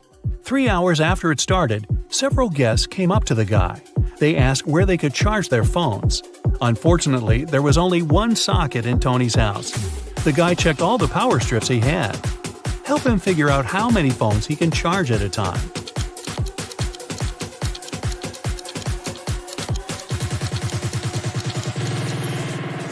Tony can charge 8 phones. Look, one strip has its cord cut. The strip with one socket is literally useless. One of the strips doesn't have a cord whatsoever. Another has no hole for a plug. Plus, one socket on each of the 2 strips will be taken by the plugs from the others. A rich businessman called the police. When he arrived at his office in the morning, he remembered he had left a bunch of important documents in his safe at home. He sent his secretary John to bring them. But the guy called half an hour later. He said the safe was open. The documents were still inside, but all the money had disappeared. The police examined the businessman's home office. They tried to find some fingerprints. Nothing at all. The detective had 3 suspects: the secretary, the businessman's nephew Mark, and the housekeeper. The secretary said he had called his boss as soon as he had seen the safe. Mark said, "I opened the door for John. Then I went to my room and found out about the accident only after John called me." The housekeeper told the police she had been very busy with her chores and hadn't been to the office since the previous evening. Who took the money?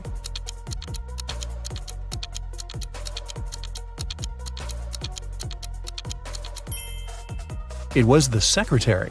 There were no fingerprints in the room, but John was there and definitely touched different things.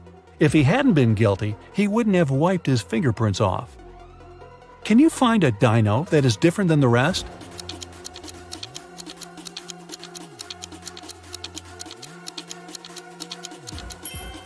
Right, it's this one. Joshua and Jeremy were going on a hiking trip to Adventure Mountains. They were about to leave their room to catch their train, but there's something wrong here. Can you spot the oddity?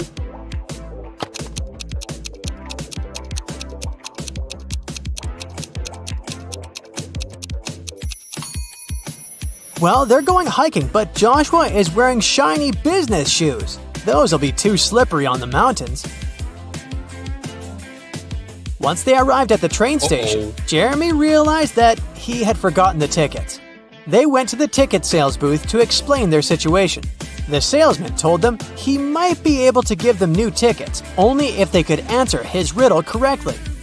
I stand tall, yet I never walk. With rocky peaks, I love to talk. Above the clouds, my head does rise. What am I that touches the skies?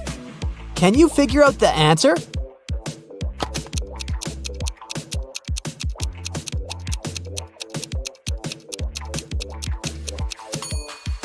It's a mountain.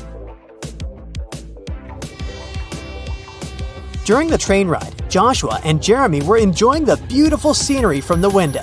But then, suddenly, Jeremy screamed. Can you tell why?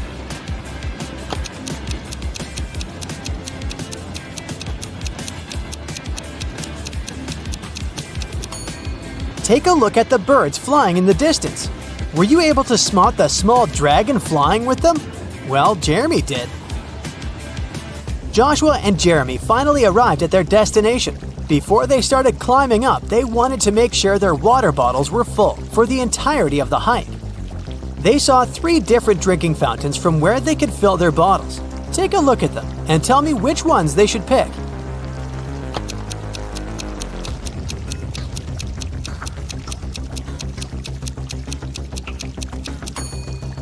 If you look closer at the first fountain, you can see a snake's tongue sticking out in the water flowing from the fountain tap.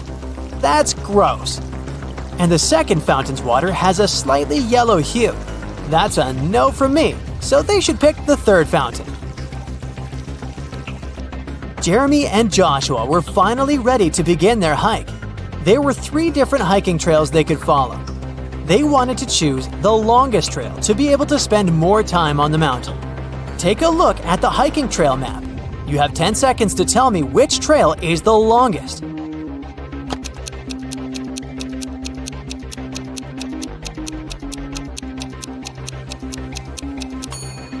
It's the second trail. During their hike, Jeremy wanted to take some photos for his social media account, so they decided to go off-path, deep into the forest.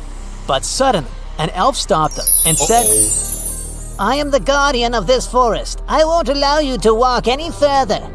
Unless you know the answer to this riddle. I have cities but no houses, forests but no trees, and rivers but no water. What am I? Do you know the answer?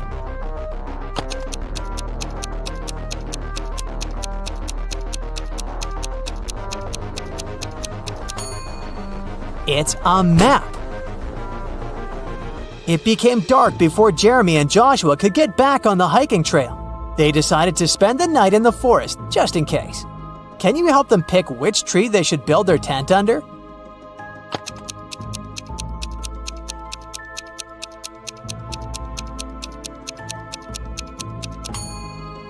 Do you see the snake hole here next to the second tree? The consequences would be disastrous if they built their tent above it. And as for the third tree, there's a bee's nest on one of the branches, so it wouldn't be wise to pick that one. That's why they should pick the first tree. After completing their adventure and returning to their hotel room, Jeremy and Joshua started comparing the photos they had taken. But Joshua noticed that there were 5 differences in the photos they took at the same place. Take a look at them both here. Can you spot them?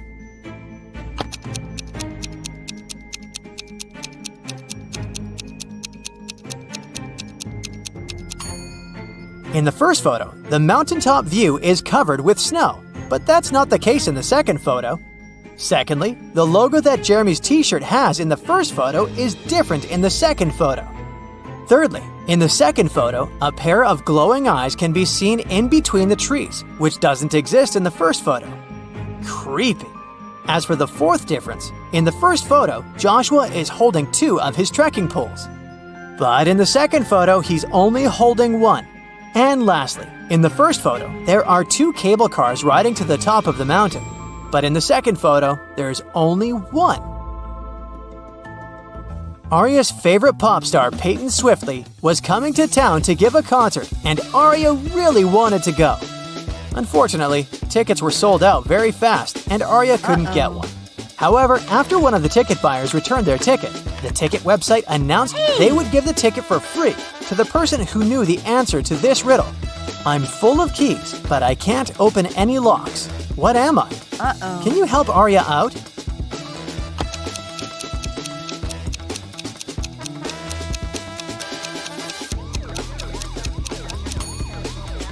The answer is a piano. Elsa was working at the HR department, and she was going to interview 3 candidates for the company's project manager position. But as soon as Elsa greeted them, she noticed that one of them was not human. Can you tell who?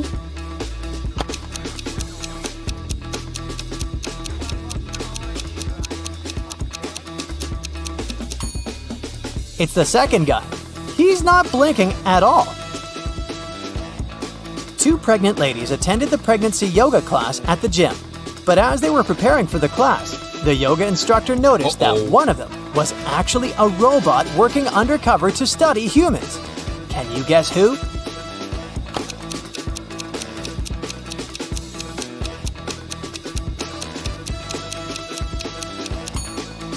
The second lady is holding an inflatable fitness ball. The weight indicated on the ball is probably just a joke because air cannot weigh that much. Meanwhile, the first lady broke the scales. She's very petite despite being pregnant. If she was a human, her weight wouldn't be able to break these scales. Brandon finally convinced his dad to give money to him to go camping with his friends, with only one condition. He wanted Brandon to send him a photo from the camping trip every day. But the first day he sent him a photo, his father could tell that Brandon lied to him, and he didn't go camping at all. How did he know?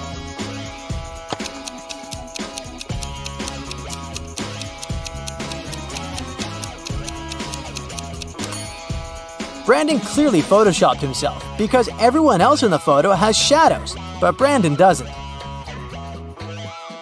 It was Annabelle's mother's birthday, and she wanted to place a secret gift in her mother's office as a surprise. But when she arrived there, unfortunately, the office door was locked. But luckily, her mom was kind of forgetful, and that's why she left a note with a hint for herself. Take a look at it. Can you figure out the combination?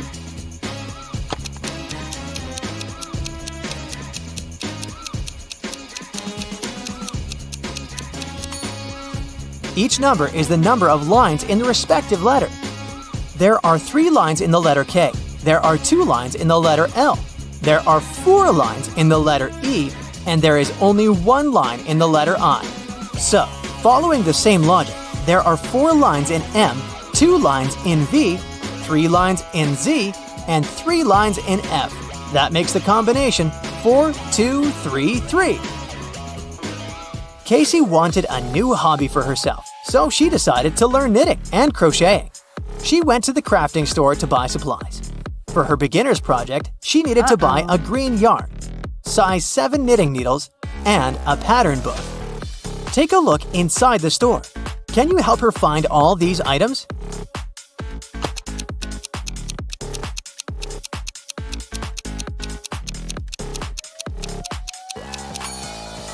Here's the green yarn, here are the number 7 knitting needles, and here is the pattern book. Jackson went hiking in the woods, but when his cell phone ran out of battery, he couldn't use his navigation and got lost. He walked for hours and started to feel exhausted and hungry. Luckily, he finally came across a farmhouse with lots of apple trees. He wanted to pick an apple and rest there while he ate it. But then, suddenly, the owner of the farm stopped him and said, This is private property. You're stealing my fruits. But I'll let you eat that apple if you can answer my riddle correctly. I can fly without wings. I can cry without eyes. Wherever I go, darkness follows me. What am I?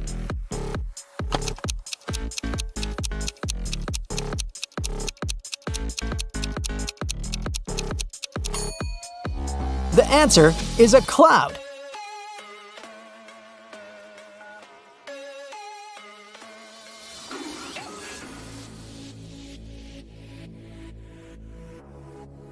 Look at this picture. There's something wrong here.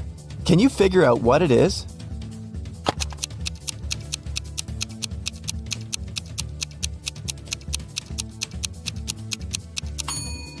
Most wristwatches are made with the crown on the right side. Detective Harris has come to investigate a new case. A car crashed into a restaurant window, smashing it. There are 2 suspects, Julie and Douglas, but each of them claims it's the other person who did it. Can you figure out who's lying?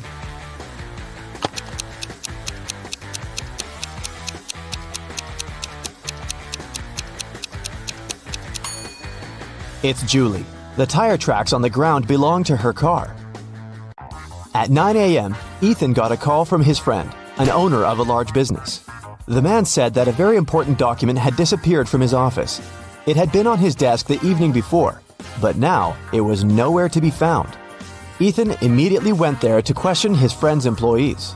Soon, he had 3 suspects. Walter said he had spent the previous evening at the movies. Joan had dinner with her friends, and Zachary visited an art gallery. It didn't take Ethan long to understand who was lying. Do you know it too?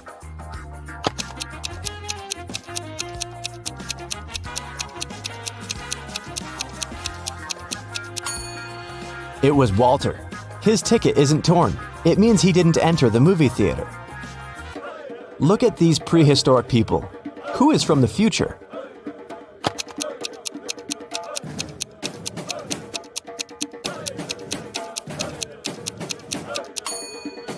It's one of the guys carrying water. He's holding a flashlight. Cheryl was reading a book, but she was careless and accidentally tore out pages 7, 8, 100, 101, 333, and 334. How many pages will she have to fix?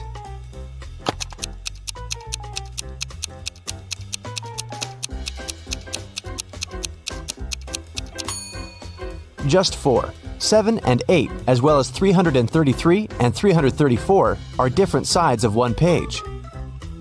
Olivia called the police. She told them someone had broken into her house, tied her up, and taken all her money and valuables.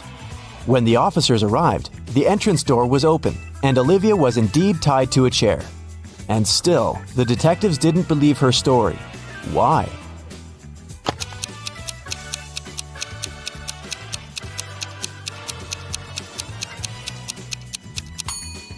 If the girl was tied, how did she manage to call the police? Gemma returned from Asia and brought a precious porcelain figurine. She organized a party and invited all her friends to tell them about her journey.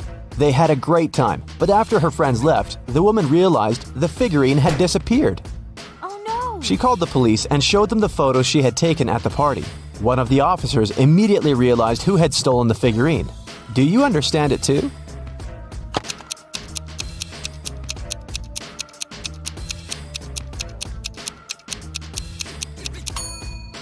It was Emma. She hid the figurine under her hat. Look at these 4 matchstick patterns. Which one is different from the rest?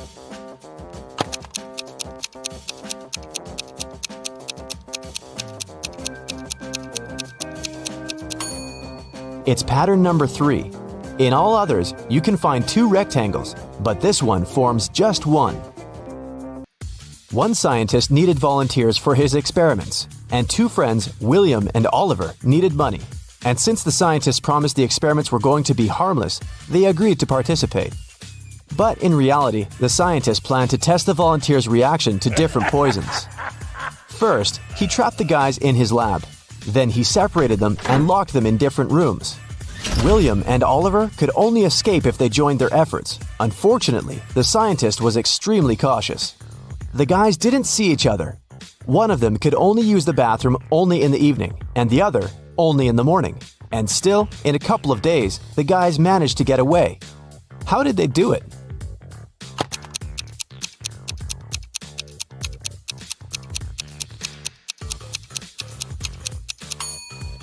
They wrote messages to each other on the steamed-up mirror in the bathroom with their fingers. They could read the messages later by breathing on the mirror. I shave, cut, and wash several times a day, but I still have more hair than you can imagine. Who am I?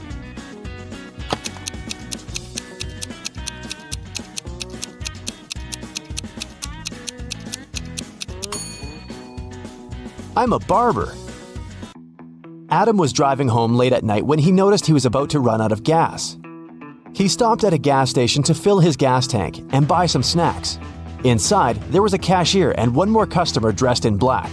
When Adam came up to the employee to pay, she told him $5.05. Adam paid, went outside, and called the police to report an emergency. Why did he do it?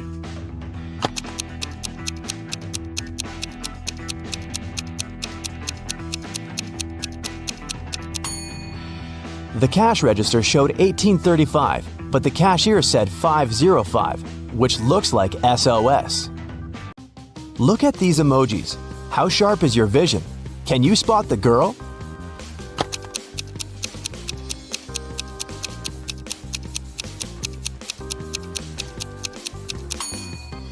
Right you are. Here she is, on the left. Can you find all 6 Ys in this picture?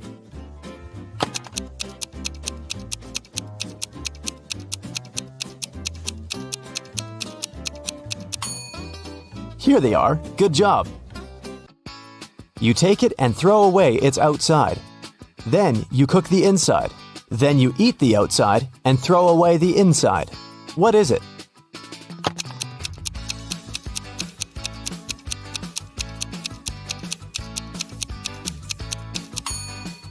You've just eaten corn on the cob. Marcus woke up in a dark basement with just one candle burning on the table.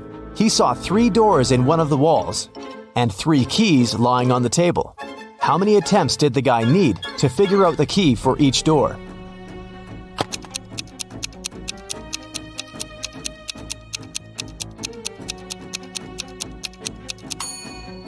He needed 6 attempts at the most. 3 of them for the first key, 2 attempts for the second key and 2 remaining doors, and just 1 attempt for the last key. But if Marcus is extremely lucky, he might just need 3 attempts. Look at these words. One of them is odd. Can you figure out which one? First, second, third, fourth, fifth, sixth, 7th, 8th, 9, 10, 11, 12, 13, 14, 15, 16.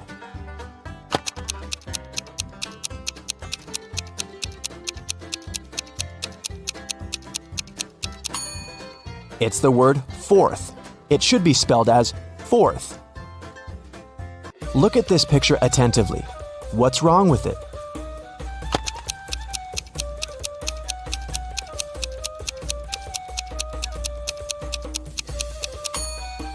There are no shadows here. Larry's mother asked the guy to do some grocery shopping. She gave him a shopping list and her bank card. But the woman knew her son was very absent-minded. That's why she gave Larry a small note in case he forgot the card's PIN number. When the guy was at the register, he realized he had indeed forgotten the PIN. Larry pulled the note out of his pocket and immediately remembered the pin. Can you figure out what it was if the note had a fly, a cat, a person, and a snake drawn on it?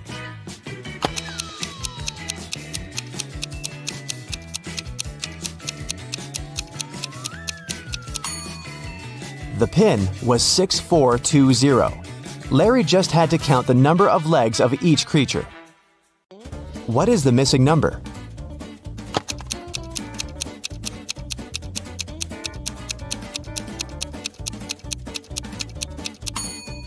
It's 78. When read upside down, those numbers are 86, 87, 88, 89, 90, and 91. When someone robbed a bank in a small town on a snowy Monday, the police have 4 suspects. But all these people claim they've been at home all day long. Look at their homes and try to figure out who's lying.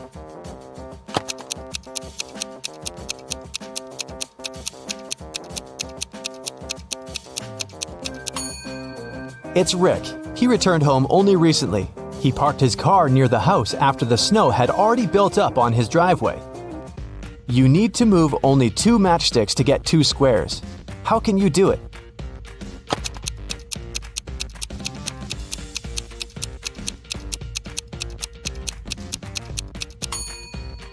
That's how you can get 2 squares. Which of these clocks is the odd one out?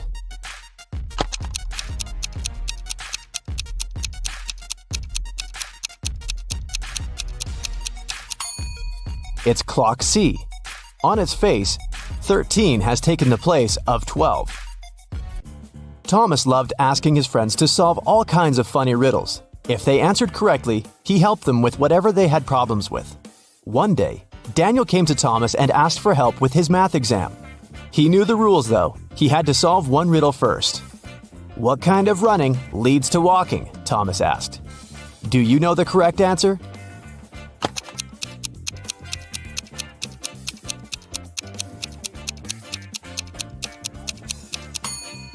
Daniel said, "Running out of gas." And he was right. But helping your friend with exam preparation is a difficult task. That's why Thomas asked Daniel to solve one more riddle. A woman drove from Seattle to Los Angeles. It took her 2 days to get to her destination. That's when she discovered one of her tires was punctured. How did she manage to get to Los Angeles? Daniel cracked this riddle. Can you do the same?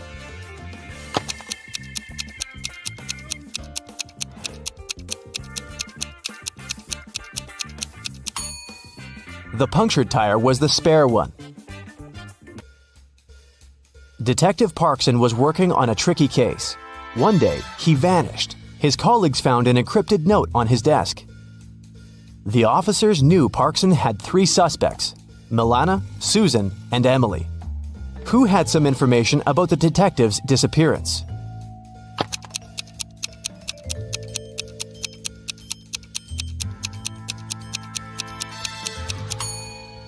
After some time, one of the police officers cracked the code. D plus 1 equals E. L plus 1 equals M, and so on. It was Emily who knew where the detective was. Aaron's enemies kept the guy in a tower that was 150 feet high. Aaron's friends managed to have a pair of scissors and a rope delivered to the man. Unfortunately, the rope was just 75 feet long. And still, Aaron managed to escape. It's known for sure that he cut the rope in the middle. But then what?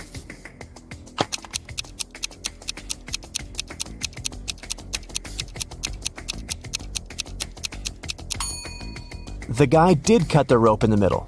Not across, but along. He tied the 2 parts of the rope together and got down to the ground.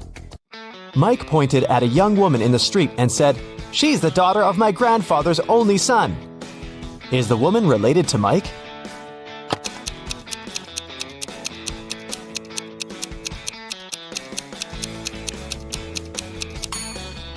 She's his sister. Detective Jackson was walking along the street when he heard some noise. He ran to see what had happened. It turned out that some man had grabbed an elderly lady's bag and sprinted away. The detective ran in the direction witnesses showed him.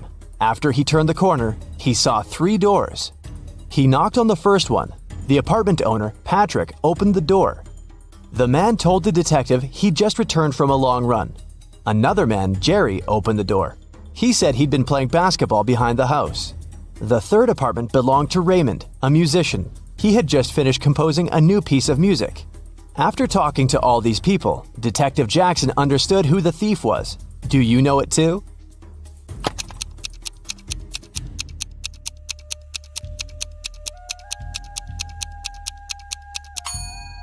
The thief is Jerry. He claimed he'd been playing basketball, but he was holding a football while talking to the detective. Jennifer has just won an important competition. 2 women have come over to congratulate her. Each claims to be Jennifer's mother. Who is the real one?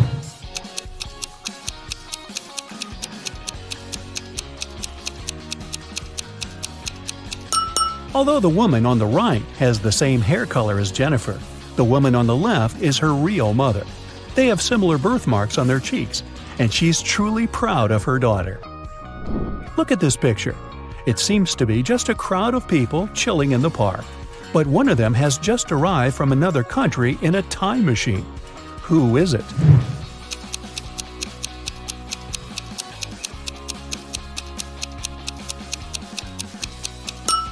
This guy on the bench, he's wearing a toga.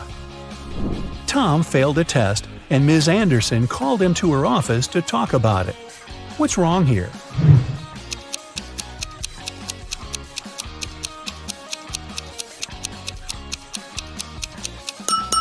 The door hinges are on the wrong side of the door. Mrs. Wilson entered the classroom and noticed someone had drawn her caricature on the blackboard. She questioned her student Bobby, the school cleaner Jack, and her colleague Tom.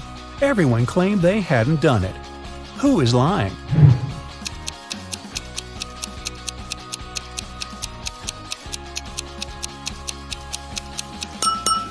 It's Tom. He's holding a piece of chalk, and he's the only one who's tall enough to have drawn this. What's wrong with this picture?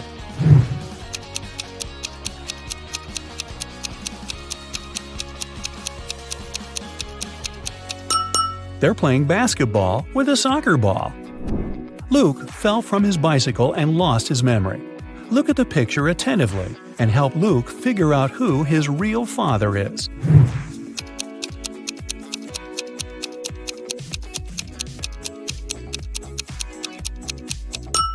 Although Luke has the same hairstyle as the second man and the same outfit as the first man, his real father is the third guy. They have similar hair color and freckles. Who doesn't work as an art teacher? The first lady has paint on her outfit. The second one is wearing cute handmade bracelets and carries a big bag of art supplies. The third woman is wearing high heels and a white coat. And a fourth lady is wearing sneakers and a hairband.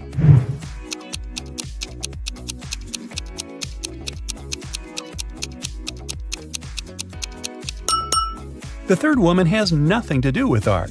If you look closely, you'll see that her white coat is a medical gown. Jake and Sarah are chilling at a luxury resort after an exhausting business conference. But something is wrong. What is it?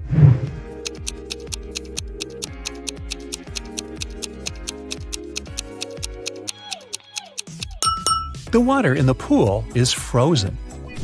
And what's wrong with this picture?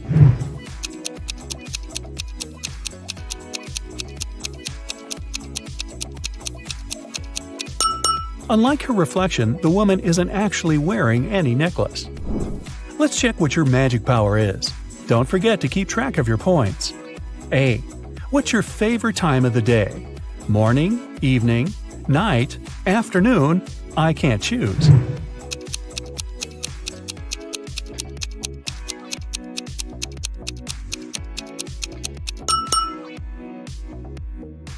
B. What superpower would you rather have? Teleportation, super speed, telepathy, super strength, X-ray vision.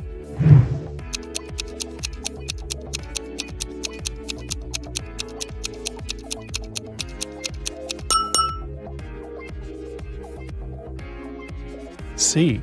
Congratulations, you've got it now. But with great power comes great responsibility. How will you use it? Marry my crush? Rule the planet? Get rich? Become a hermit in the desert? Save people?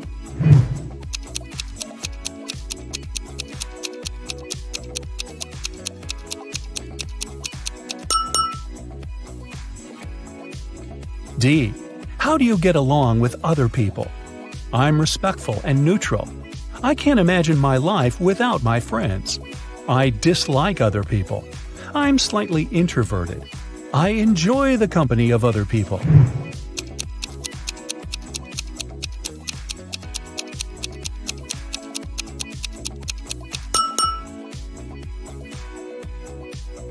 E. What's your favorite color? Black, red, blue, yellow, purple.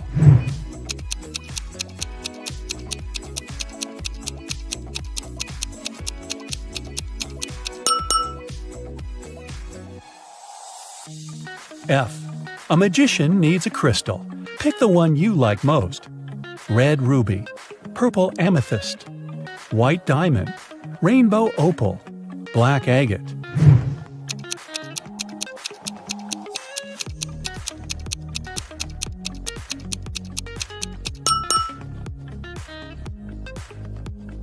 G. What's your source of inspiration? Love, competition, art, nature, games.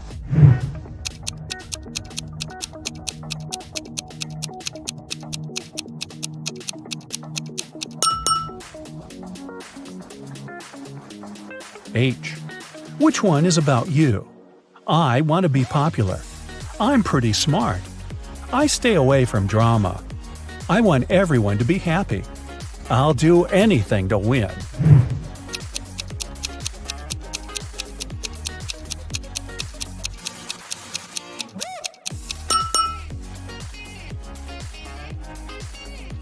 Now count your points and find out your magic power.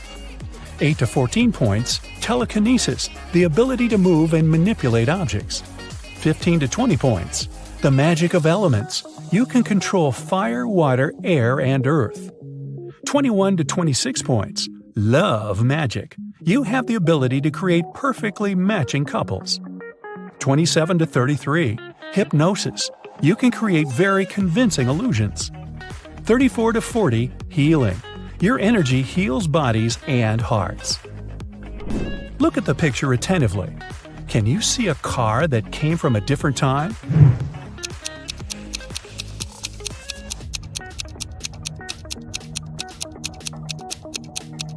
Right, here it is. Look at the picture. What do you think is happening? Who is lying?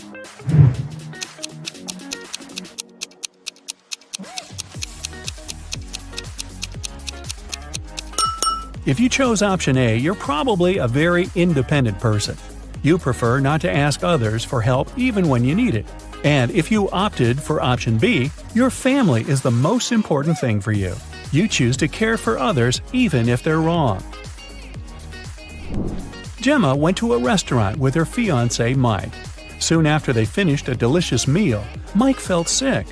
Gemma called the ambulance and police. The detective interrogated the restaurant staff. The waiter said that she hadn't touched the food. She just took the order and passed it to the chef. The dishwasher said she always washed the dishes thoroughly with high-quality soap. The chef said that he had prepared the meal according to the order. Who is lying?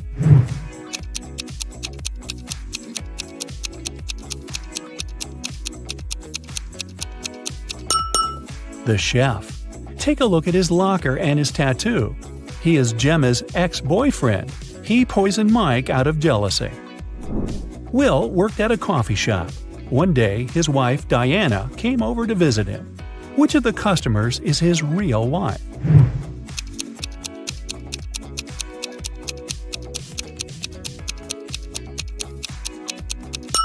Will is married to the woman on the right.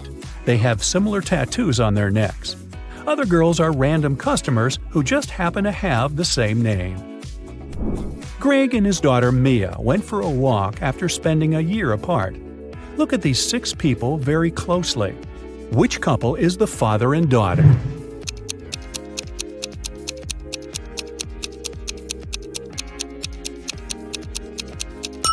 Right you are. Mad scientist Fred accidentally revived a mummy. His creature escaped from the museum. Following the mummy, Fred ran to the park. Look at this image. Can you help Fred find the mummy?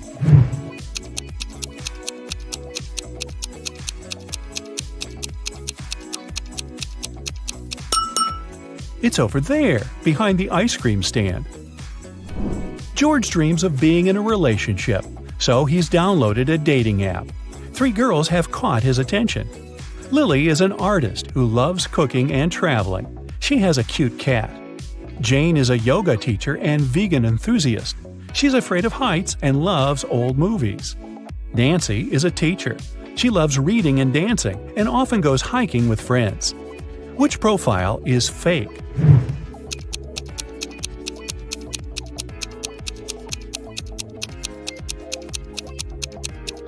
It's Jane's profile.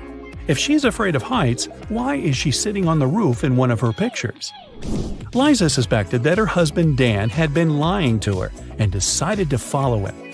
Instead of meeting with friends, Dan spent the evening at a restaurant with a mysterious woman. Liza couldn't see her face. She only spotted a purple hairband and red hair. When Dan left, Liza entered the restaurant. She wanted to talk to the woman, but she saw 3 ladies with identical hairbands. Which of them had dinner with Dan?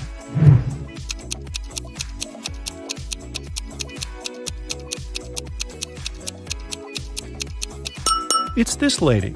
The bun was on the right side of her head and her hair didn't stick out.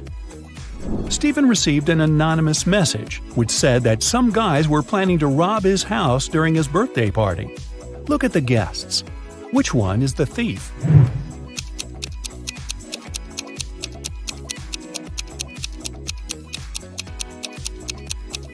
It's the woman on the left.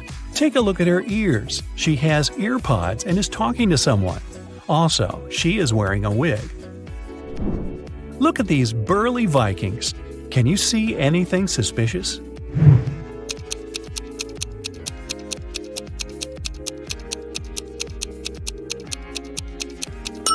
This big guy is wearing sneakers. These shoes are from a different era.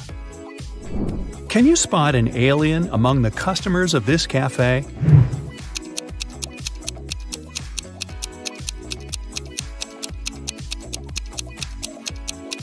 The alien is hiding in this woman's bag. Ava arrived at her granny's farm and immediately spotted something very weird outside. Can you figure out what's wrong here?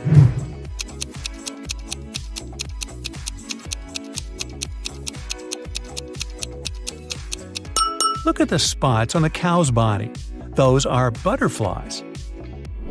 Tim and Claire had been planning their wedding for ages because they wanted everything to be perfect. Finally, their dream came true and they got married. But something's not right in this picture. What is it?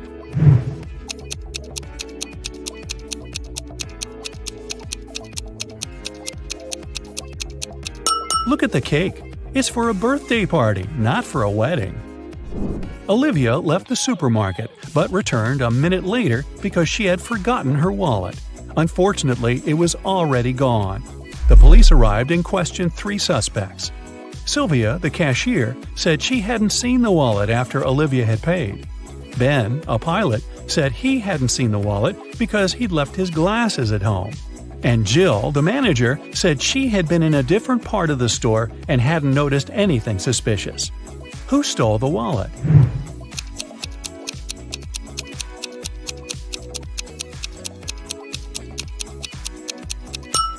It was Ben. He doesn't seem to see much without his glasses, so he can't be a pilot. But why would he lie about that? Billy and his mother entered a pet store to choose a puppy. But Billy noticed something very weird right away. Can you spot what's wrong here?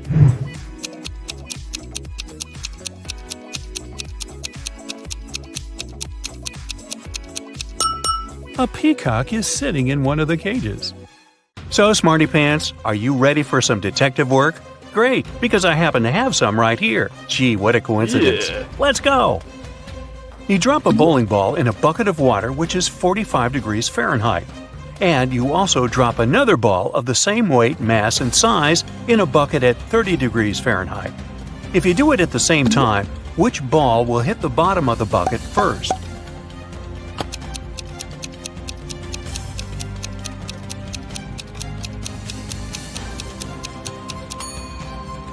The ball in the bucket of the 45-degree water will hit the bottom of the bucket later than the other ball.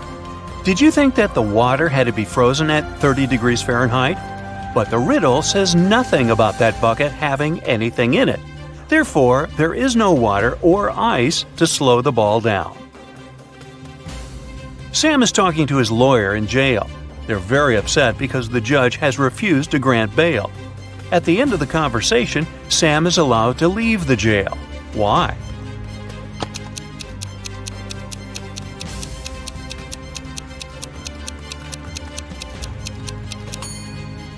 Sam is visiting his lawyer, who was arrested and jailed.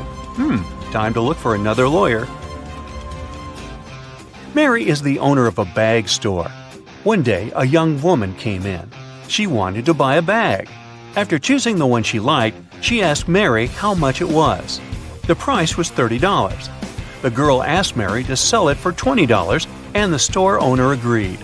The girl gave her $50. Mary didn't have any change, so she went to her friend who worked nearby to change the bill. The friend gave Mary two $20 bills and one $10 bill. The woman gave the customer $30 and put the remaining $20 in the cash register. Just a few minutes after the buyer left, Mary's friend rushed into the store. "The bill you gave me is fake. I need my money back." Mary gave her friend her own $50. How much money did the store owner lose in total?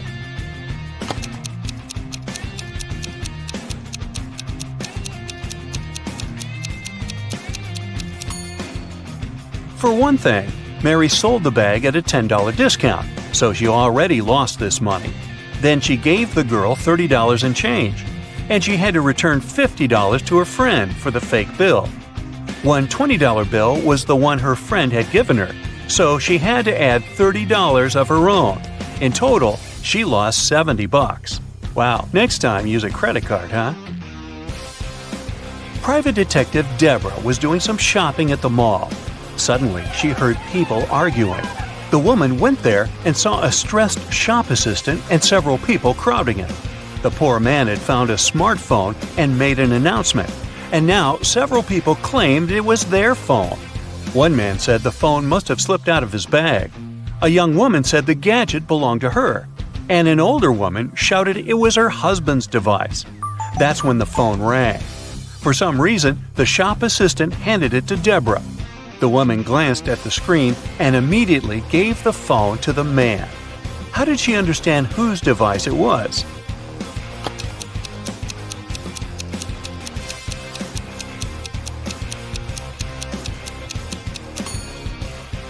Deborah saw the word wife written on the screen.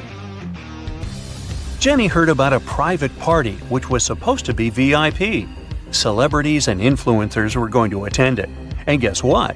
Thanks to one of her friends, Jenny managed to get on the guest list. Yay! Before the party, the girl bought a new dress and a pretty and expensive purse. At the party, Jenny got acquainted with a very nice young man called David.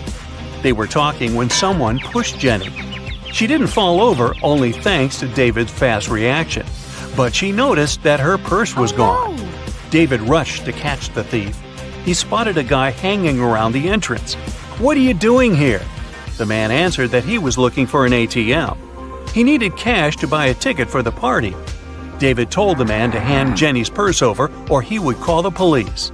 How did he understand the man was the thief?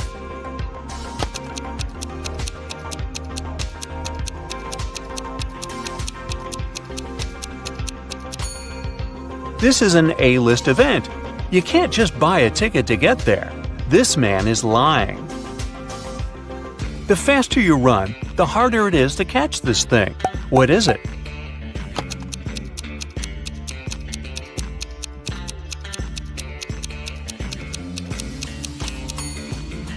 It's your breath. Brandon's wife told him to cook several eggs. but the man had to boil them for exactly 2 minutes. She left her husband 3 hourglass timers for 3, 4, and 5 minutes. How can the man boil the eggs for exactly 2 minutes?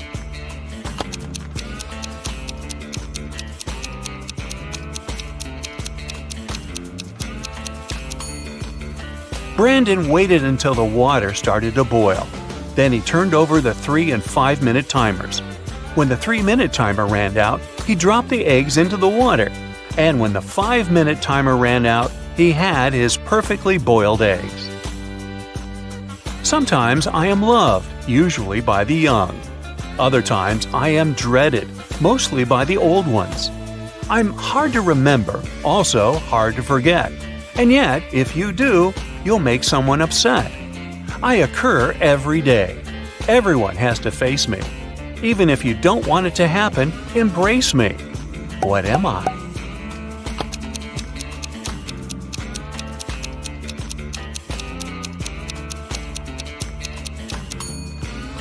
A birthday. It's thin, but when water splashes it, none seeps through. When hit, it changes color. It covers an incredibly complex thing, yet it's very easy to flex. What is it?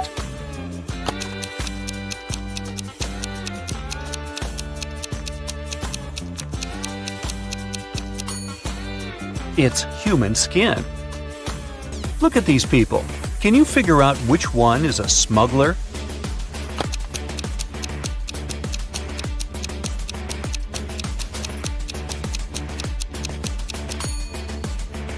It's the woman on the left. The lady on this right is really pregnant. She's just wearing a wig. But the shape of the belly of the woman on the left is weird, to say the least. One of these people stole some Pringles. Can you figure out who it was?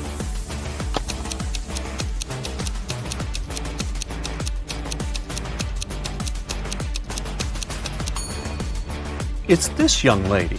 Look at her ponytail. A very strange shape. Doesn't it resemble a pack of Pringles? Now, I've got this group of people for you. One of them is a vampire.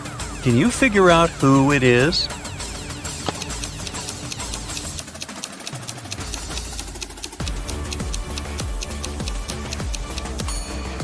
It's this guy sitting on the right. Have you noticed that he has no shadow?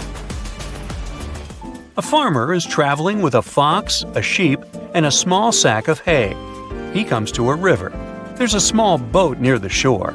The boat can only support the farmer and one other animal or item. If the farmer leaves the fox alone with the sheep, the fox will eat the sheep. And if the farmer leaves the sheep alone with the hay, the sheep will eat the hay. How can the farmer get all three, as well as himself, safely across the river?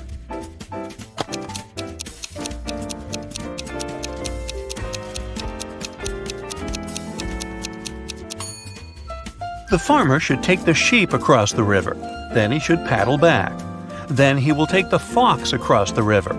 After that, the farmer should take the sheep back to the first side of the river. Then the farmer should leave the sheep on the first side of the river and take the hay to the other side, because it's safe to leave the hay with the fox. The farmer will then return to the first side of the river and pick up the sheep. The morning after a heavy snowfall, Justin went outside and saw there was twice as much snow on the top of his garage as there was on his neighbor's. Still, Justin didn't get surprised or upset. He just smiled and continued walking. Why?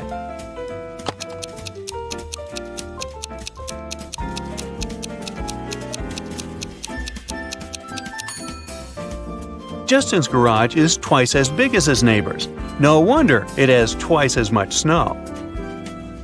Andrew and Gary are twins. They were born just 1 minute apart, and Andrew is the elder of the two. But for some mysterious reason, they celebrate their birthdays 2 days apart once every several years. How is this possible?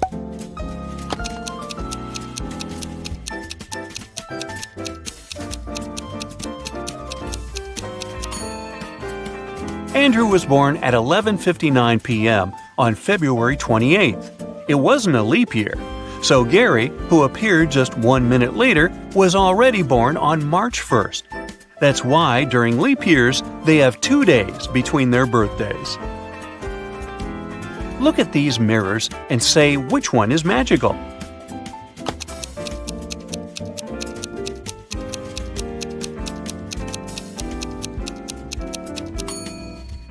It's the one the girl in the middle is holding. Apparently, it helped her to get rid of her mole. 2 men are playing chess. They've already played 5 games, and each man has won 3 of them. How is it possible?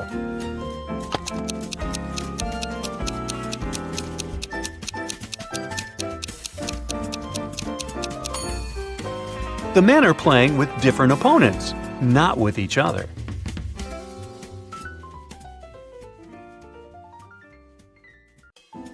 Megan here is a popular blogger from New York. Hello.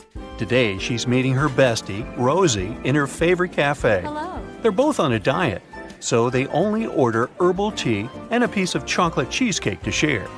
Megan and Rosie have a great time together and post some food pictures. But an hour later, Rosie faints. Doctors reveal that she was poisoned. Let's take a look at Megan's post.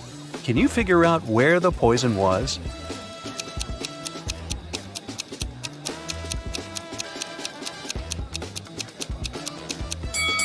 Rosie put sugar in her tea, and Megan didn't, so the poison was in the sugar packet.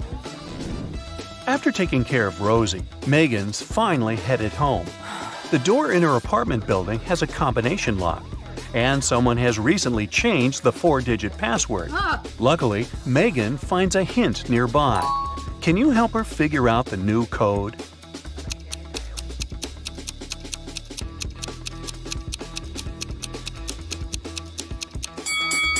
Multiply the first and last number. Then multiply the second and the third number. And the code is 2516. Megan goes up to her apartment. There's a stunning sunset going on out the window. She takes 2 pictures for her Instagram. Can you find 5 differences between them?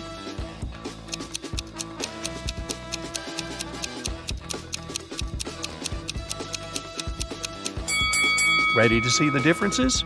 Here they are. Megan decides to eat some snacks and watch the videos of her favorite bloggers. One of these 2 ladies is a millionaire, while the other one is broke. Oh. Can you guess who is who?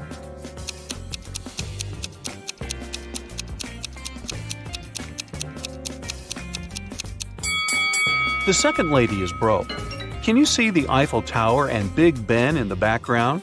She can't be in Paris and in London at the same time, can she?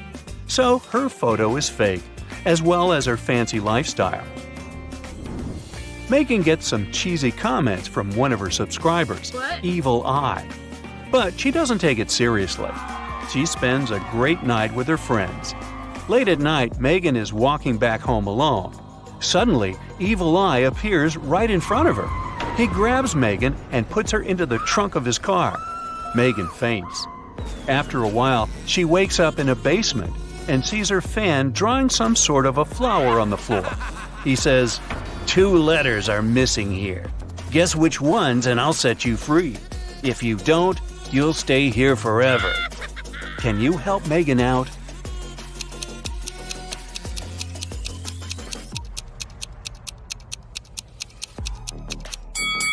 The missing letters are M and E. Megan returns home and discovers that someone has stolen her laptop. Well, this just isn't her day, is it? She calls the police and they interrogate 3 neighbors. Holly says, I was cleaning my apartment with loud music playing, so I didn't hear anything suspicious. Paul said, I was walking my dog for the last 2 hours. We just returned home. Everything looked as usual. And Alex said, I spent the whole day at home. I only went out once, about an hour ago, to take out my trash. I noticed a strange guy in a hoodie at your door, but he left very quickly. Who's lying?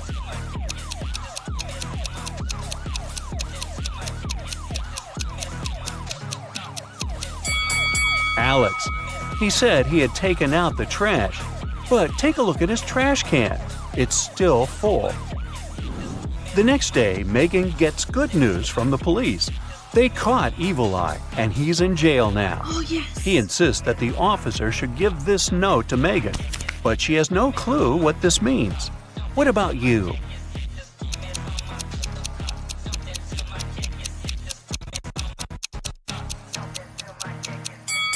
Ready to see the solution? The note literally says, jailbreak at 11 a.m. Yay! Megan's favorite blogger has just posted a What I Ate in a Day video. Oh, yes. See if you can spot anything odd here.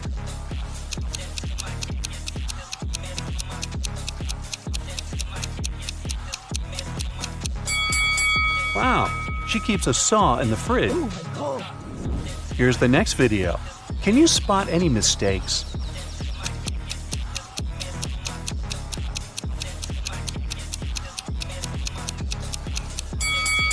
Yep, this rainbow is fake. Today is Megan's 30th birthday. She's been preparing for a party for weeks. She bought a beautiful dress, cooked plenty of food, and decorated the apartment. A lot of friends are invited, including Megan's boyfriend, Jeff. Before the event, he calls Megan, saying, "I'm in the office right now, but I promise to be at your place at 8 o'clock." Jeff comes home at 8:05. He brings flowers, a birthday cake, and a diamond necklace. But Megan is really mad. She throws the flowers into his face and bursts into tears. Why?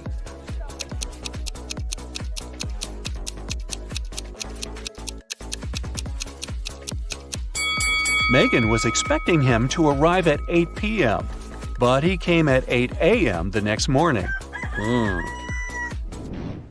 In the evening, Megan decides to go buy some ice cream. She walks towards her favorite corner store on the block. Megan meets the owner of this store, Ted, on the street. "A masked man has just robbed the store and took all the cash." Megan explores the space and the broken shelves. Then she says, "I don't think it was just an ordinary robbery. The thief must be your enemy." Oh, really? How did she know?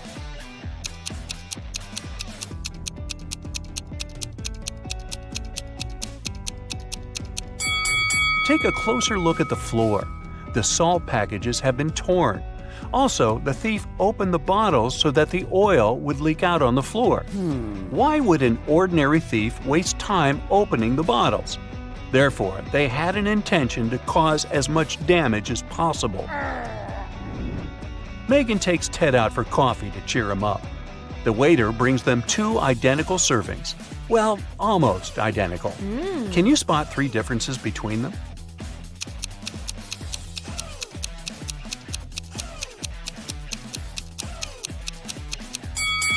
Here they are. Megan gets an invitation to a fancy party for bloggers. Yes! Only those who can crack this maze will actually find a way in. Can you help Megan reach the party?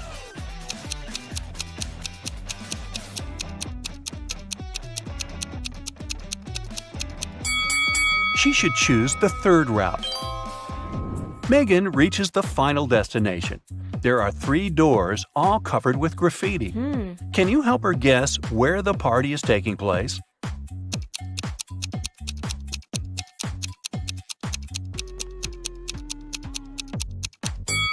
Let's take a closer look at the lettering on the doors. If we replace each letter with the previous one in the alphabet, we'll get party, toilet, and exit. Therefore, Megan should enter the first door.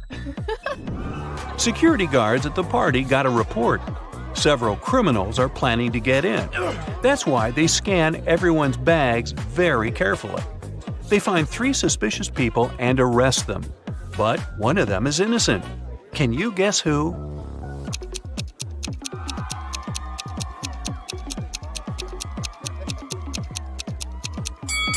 The second lady carries too many phones in her bag. A couple of smartphones and one old-fashioned button phone. As for the third guy, why would a bald man need shampoo at a party? It seems only the first lady isn't a criminal. Megan enters the party and goes to the bathroom to refresh her makeup. There, she meets 3 pretty ladies. 2 of them are vampires. Can you tell who's not?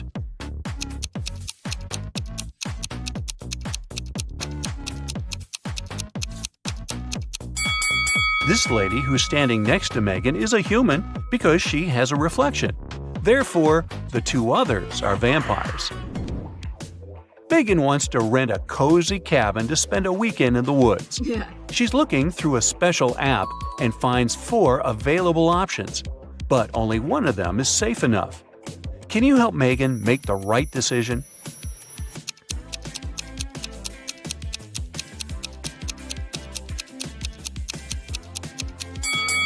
The second house looks pretty cozy, but there's a creepy clown hiding behind the tree, and the price is suspiciously low.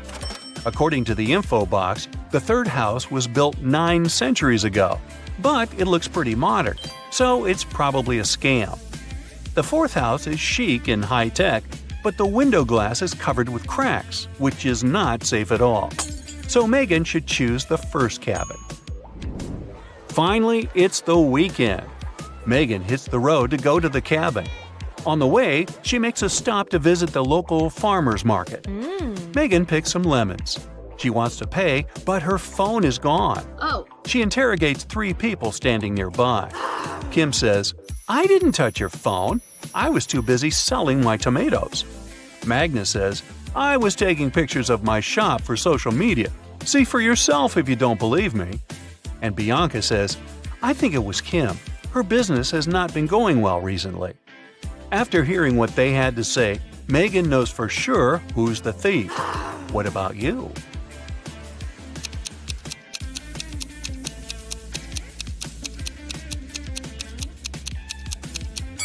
Check out Magnus's basket with vegetables.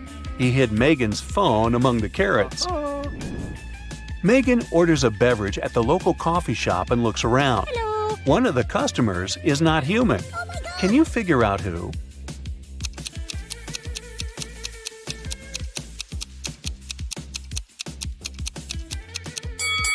The waitress. Her eyes are blinking red. Maybe she didn't get a tip. You suddenly wake up trapped in a dark room. Your only source of light is a candle. There are 2 doors in front of you. Behind one of them, there's a tunnel that will lead you outside to freedom. Behind the other, just a cold brick wall. You have a key that will open only one of the doors, and you can try it just once. So, how do you know which door to try?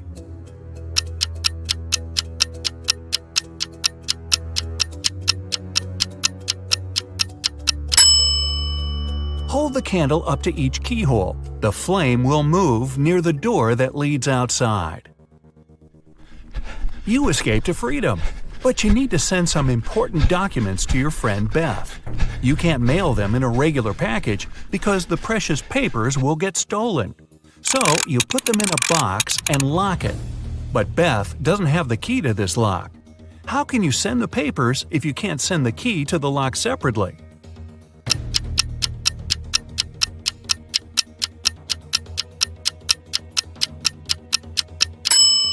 First, send the locked box to Beth.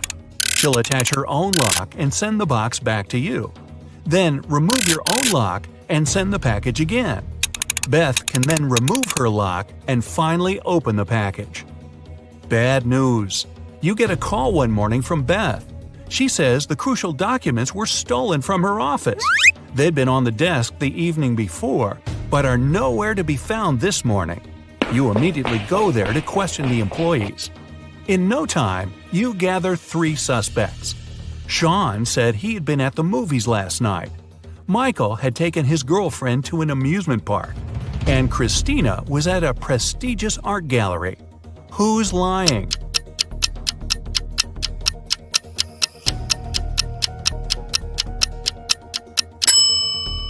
Sean. His movie ticket isn't torn. Having been caught red-handed, Sean makes a break for it. He hops in his car and drives away. Law enforcement are on the lookout. Sean sees a police car right ahead of him and starts driving toward it. Why would he do that?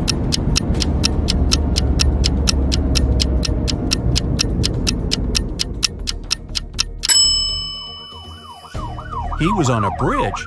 He needed to go toward the patrol car to get to the other side and make his escape. No such luck for poor Sean. He gets caught and locked up. But he starts hearing rumors of an inmate planning to break out. The guards have two suspects. First, a quiet bookworm who spends most of his days with his nose buried in sci-fi novels. The second, a big burly tattooed guy who's always working out. Who should Sean become friends with if he wants to get out of here?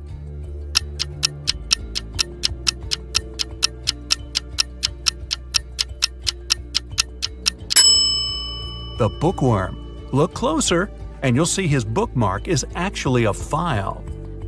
On Friday afternoon, the owner of that same prestigious art gallery discovered that 4 of the most famous artists' self-portraits had been stolen during an exhibition. The police show up to do an investigation, and now they have 3 suspects. Sarah, the artist, said she disappeared into one of the studios to paint. John, the security guard, explained he was just waiting outside and had no idea the portraits were gone. Daniel, the caterer, stated he was at a nearby store picking up extra napkins when the robbery took place. So, who's the thief?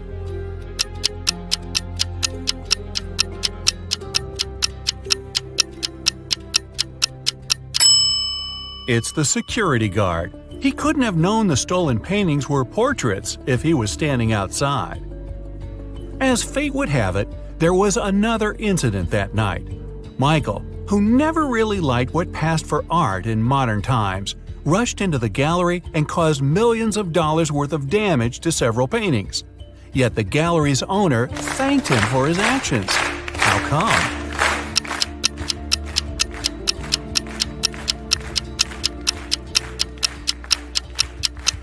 Michael is a firefighter. The water from his hose damaged several masterpieces, but he still managed to extinguish the fire and save many more works. They awarded Michael a big check in gratitude. He heads home just in time to get his 5 kids all packed up for a camping trip that weekend. Mike and his wife are really looking forward to having the weekend for themselves to relax. But when they woke up on Saturday, they discovered the check was missing from their safe. Once the officers showed up, they interviewed the 3 people who were in the house that morning. The chef said he was in the kitchen getting school lunches packed. The cleaner said he finished cleaning quickly that day and left early. The butler had just gotten back after taking the kids to camp 3 hours away. Who's lying?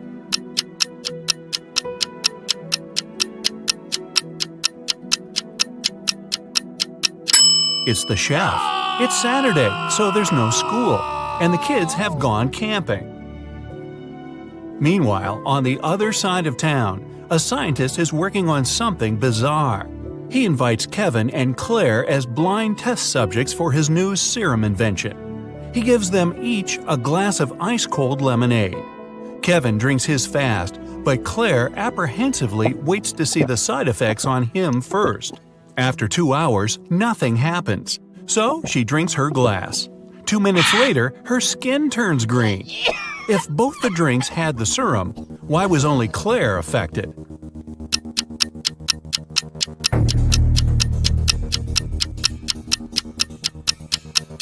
The serum was in the ice. Since Kevin drank his fast, none of it got in the lemonade. Claire runs out of the lab in horror. She gets in her car and speeds off. As she's driving down a long, empty road, one of her tires pops off. Good thing she has a spare in the trunk. But here's the problem. She now has no lug nuts to put the spare on with. So what should Claire do?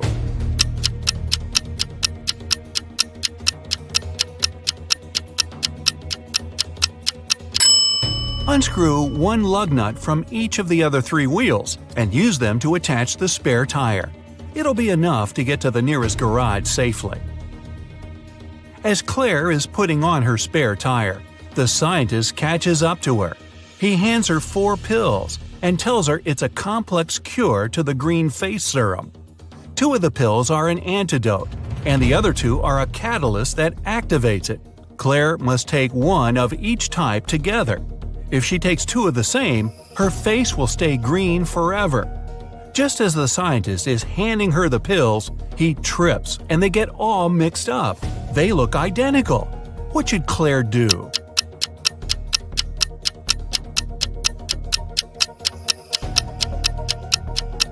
Grind the tablets up, mix all the powder together, and divide it in 2 parts.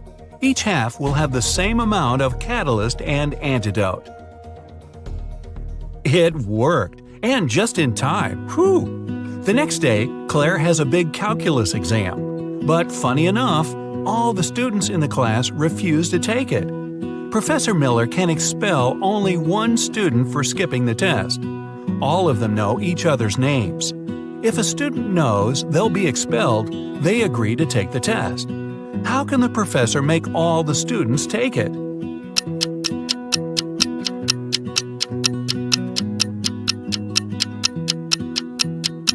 She should tell them she'll expel the student whose name comes first alphabetically. Then this person won't skip the test. The next person on the list won't skip either, and so on until the end of the list. Professor Miller grabs her cup of coffee, takes a sip, goes to set it down, and what's this? It's stuck to her hand. Somebody put glue on the cup, and she's got 3 suspects. Look carefully to find out which student is playing tricks on the professor.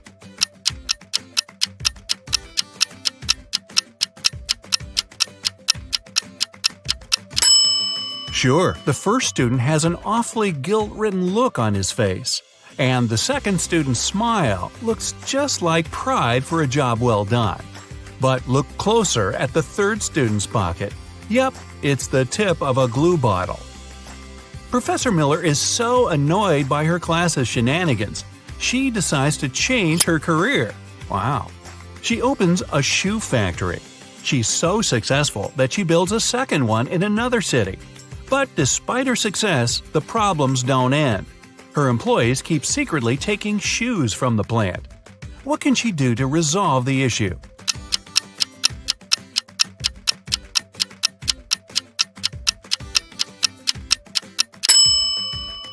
Have one of her factories start making only left shoes, and the other only right ones. One of those shoe swipers is driving a semi-truck full of shoes to sell for a profit. He comes to a tunnel, and there's a major problem. His truck is just an inch too tall. But he can still drive through the tunnel. How?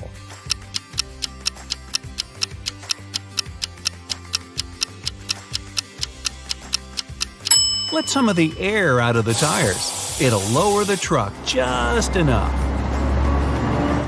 When the shoe swiper gets through the tunnel, he comes to a fork in the road. One goes to the town, the other to never-ending wilderness. There are guides standing at each. The catch? One always tells the truth, the other always lies. The driver doesn't know who's who, and he's only allowed one question. What should he ask to find out which road goes to town?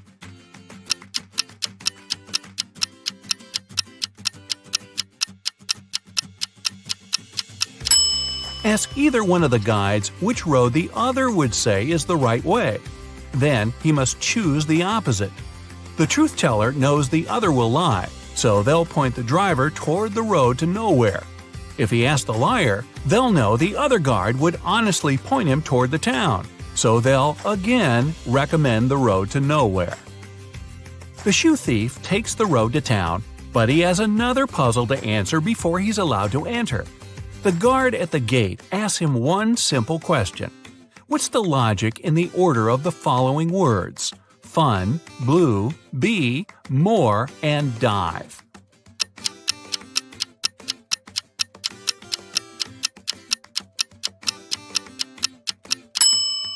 Every word rhymes with its number on the list. Fun 1, blue 2, bee 3, and so on.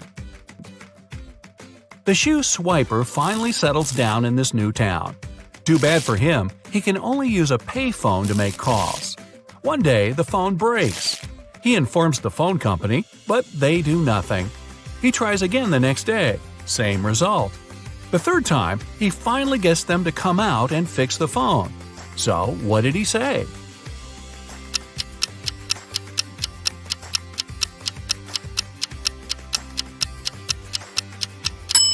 He claimed that people were making calls without paying.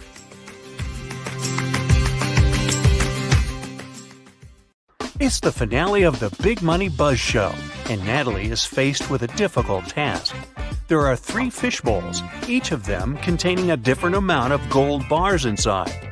If she manages to put her hand inside one of the bowls and take it out, she can keep the gold bar. The first bowl has scalding hot water inside of it. The second is filled with flesh-burning acid. And the last bowl has a couple of venomous scorpions walking around. Which bowl should she choose?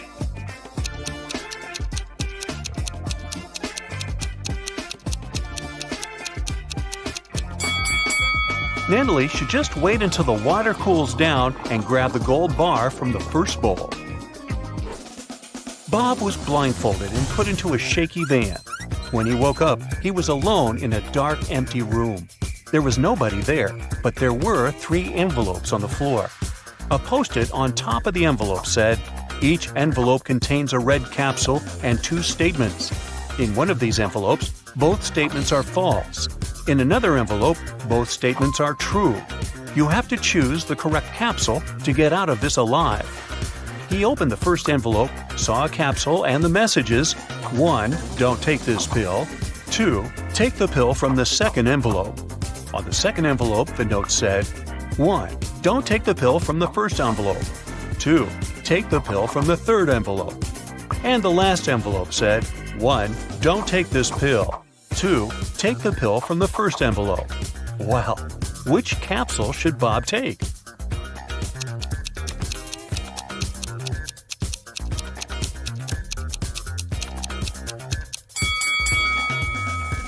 He should trust the pill from the third envelope.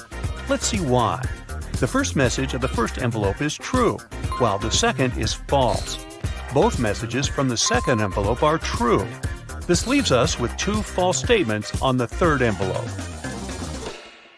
Timothy and Diana were strolling in a magic forest together when they ran into an evil witch. The witch captured Diana and took her to a haunted castle. Timothy managed to find the hidden castle and watched as the witch turned Diana into a frog. When the witch left the room, he snuck inside to turn Diana back into human form. He found a spell book that could help him and found out the recipe for the magic potion he had to make. He recognized most of the ingredients, but the last 2 were encrypted. Take a look at the witch's ingredient cabinet and try to help Timothy discover the last 2 ingredients he needs to make the magic potion.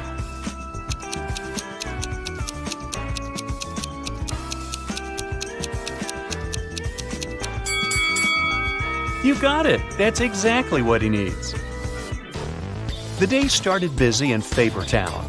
The police station got a call saying an undercover vampire was passing as a teacher at Middle Moon Elementary School. The officer went down there to check and found 3 possible suspects. Take a look at them and see if you can guess who the vampire is.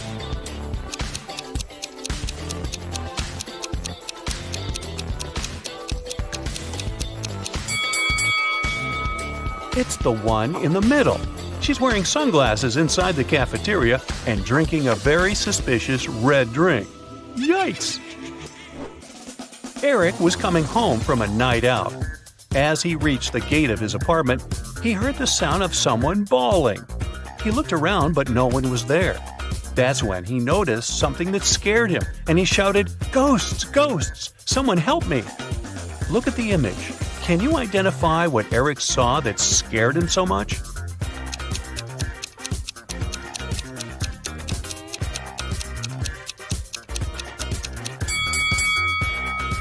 The gate lamp isn't attached to the pole. It's floating in the air and somehow still shining bright. Well, this isn't right. Then Eric called his best friend, who also happened to be a renowned ghost hunter. That's convenient. His buddy Ray arrives, and his ghost watch immediately starts beeping. It leads them to the building's pool. At the pool, they see a girl swimming. Eric shouts, "Hey, why are you swimming in the pool so late at night? Here, let me help you get out." But Ray stops him, saying, "Don't do that." Why did Ray do it?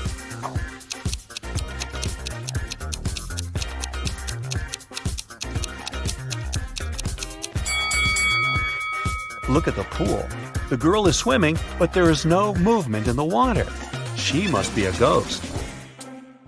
On the other side of town, Bobby is also ghost hunting. He called his friend Susan to visit the town's old creepy hotel and bust some ghosts. As they arrive, they find clear signs of ghost activity. It looked like that ghost had a sense of humor, though, and wanted to play hide and seek with them. The ghost led Bobby and Susan into a room with 4 doors. Each door had an inscription on it with clues to where the ghost might be hiding. The sign on door A says, "It's behind B or C." The sign behind door B says, "It's behind A or D." Door C says, "It's in here." And door D claims, "The ghost isn't here." Bobby and Susan looked very confused until a note appeared next to their feet saying, "3 of the inscriptions are false and 1 is true." Can you guess which door led to the ghost?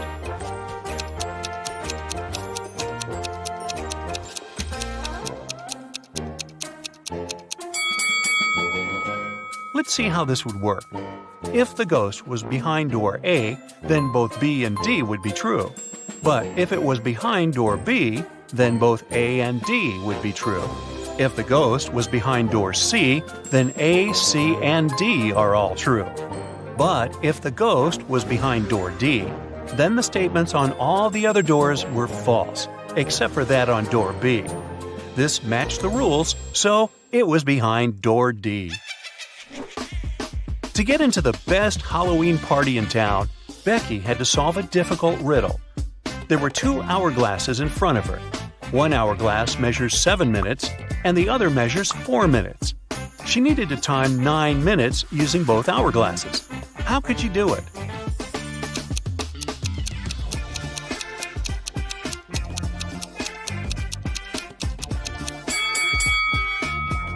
First, she turned both hourglasses at the same time. By the time the 4-minute glass finished, there were still 3 minutes left on the other one. She flipped the 4-minute glass again. By the time the 7-minute glass was empty, there was 1 minute left on the other glass. And by the time the 4-minute glass emptied again, there was 1 minute's worth of sand in the bottom half of the 7-minute timer. She flipped it over again, so there's 1 minute's worth of sand on the top of the glass. And when the 7-minute timer finally emptied again, 9 minutes elapsed in total. Whew, that took some work. Jessica was on a trip to the desert when she got separated from her group. She noticed a sandstorm was coming her way. She had 3 options for what to do. She could try to run away from the sandstorm, she could hide behind a big rock, or she could try hiding in the desert's dry riverbed. Which one is Jessica's best option?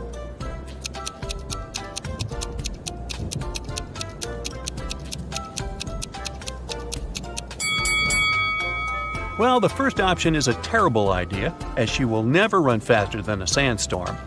The riverbed is also not such a good idea, as it's too low, and the sand from the storm can fill the entire hole in no time. Her best option would be to hide behind a big rock.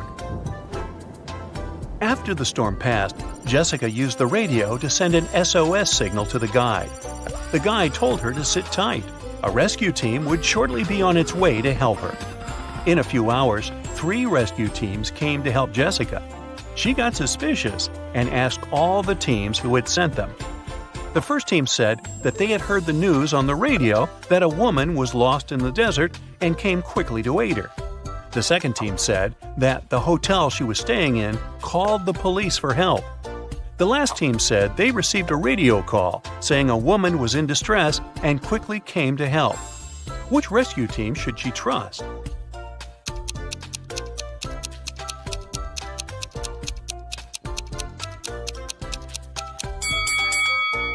The last team. Jessica sent a message to her guide as soon as the storm was over, remember?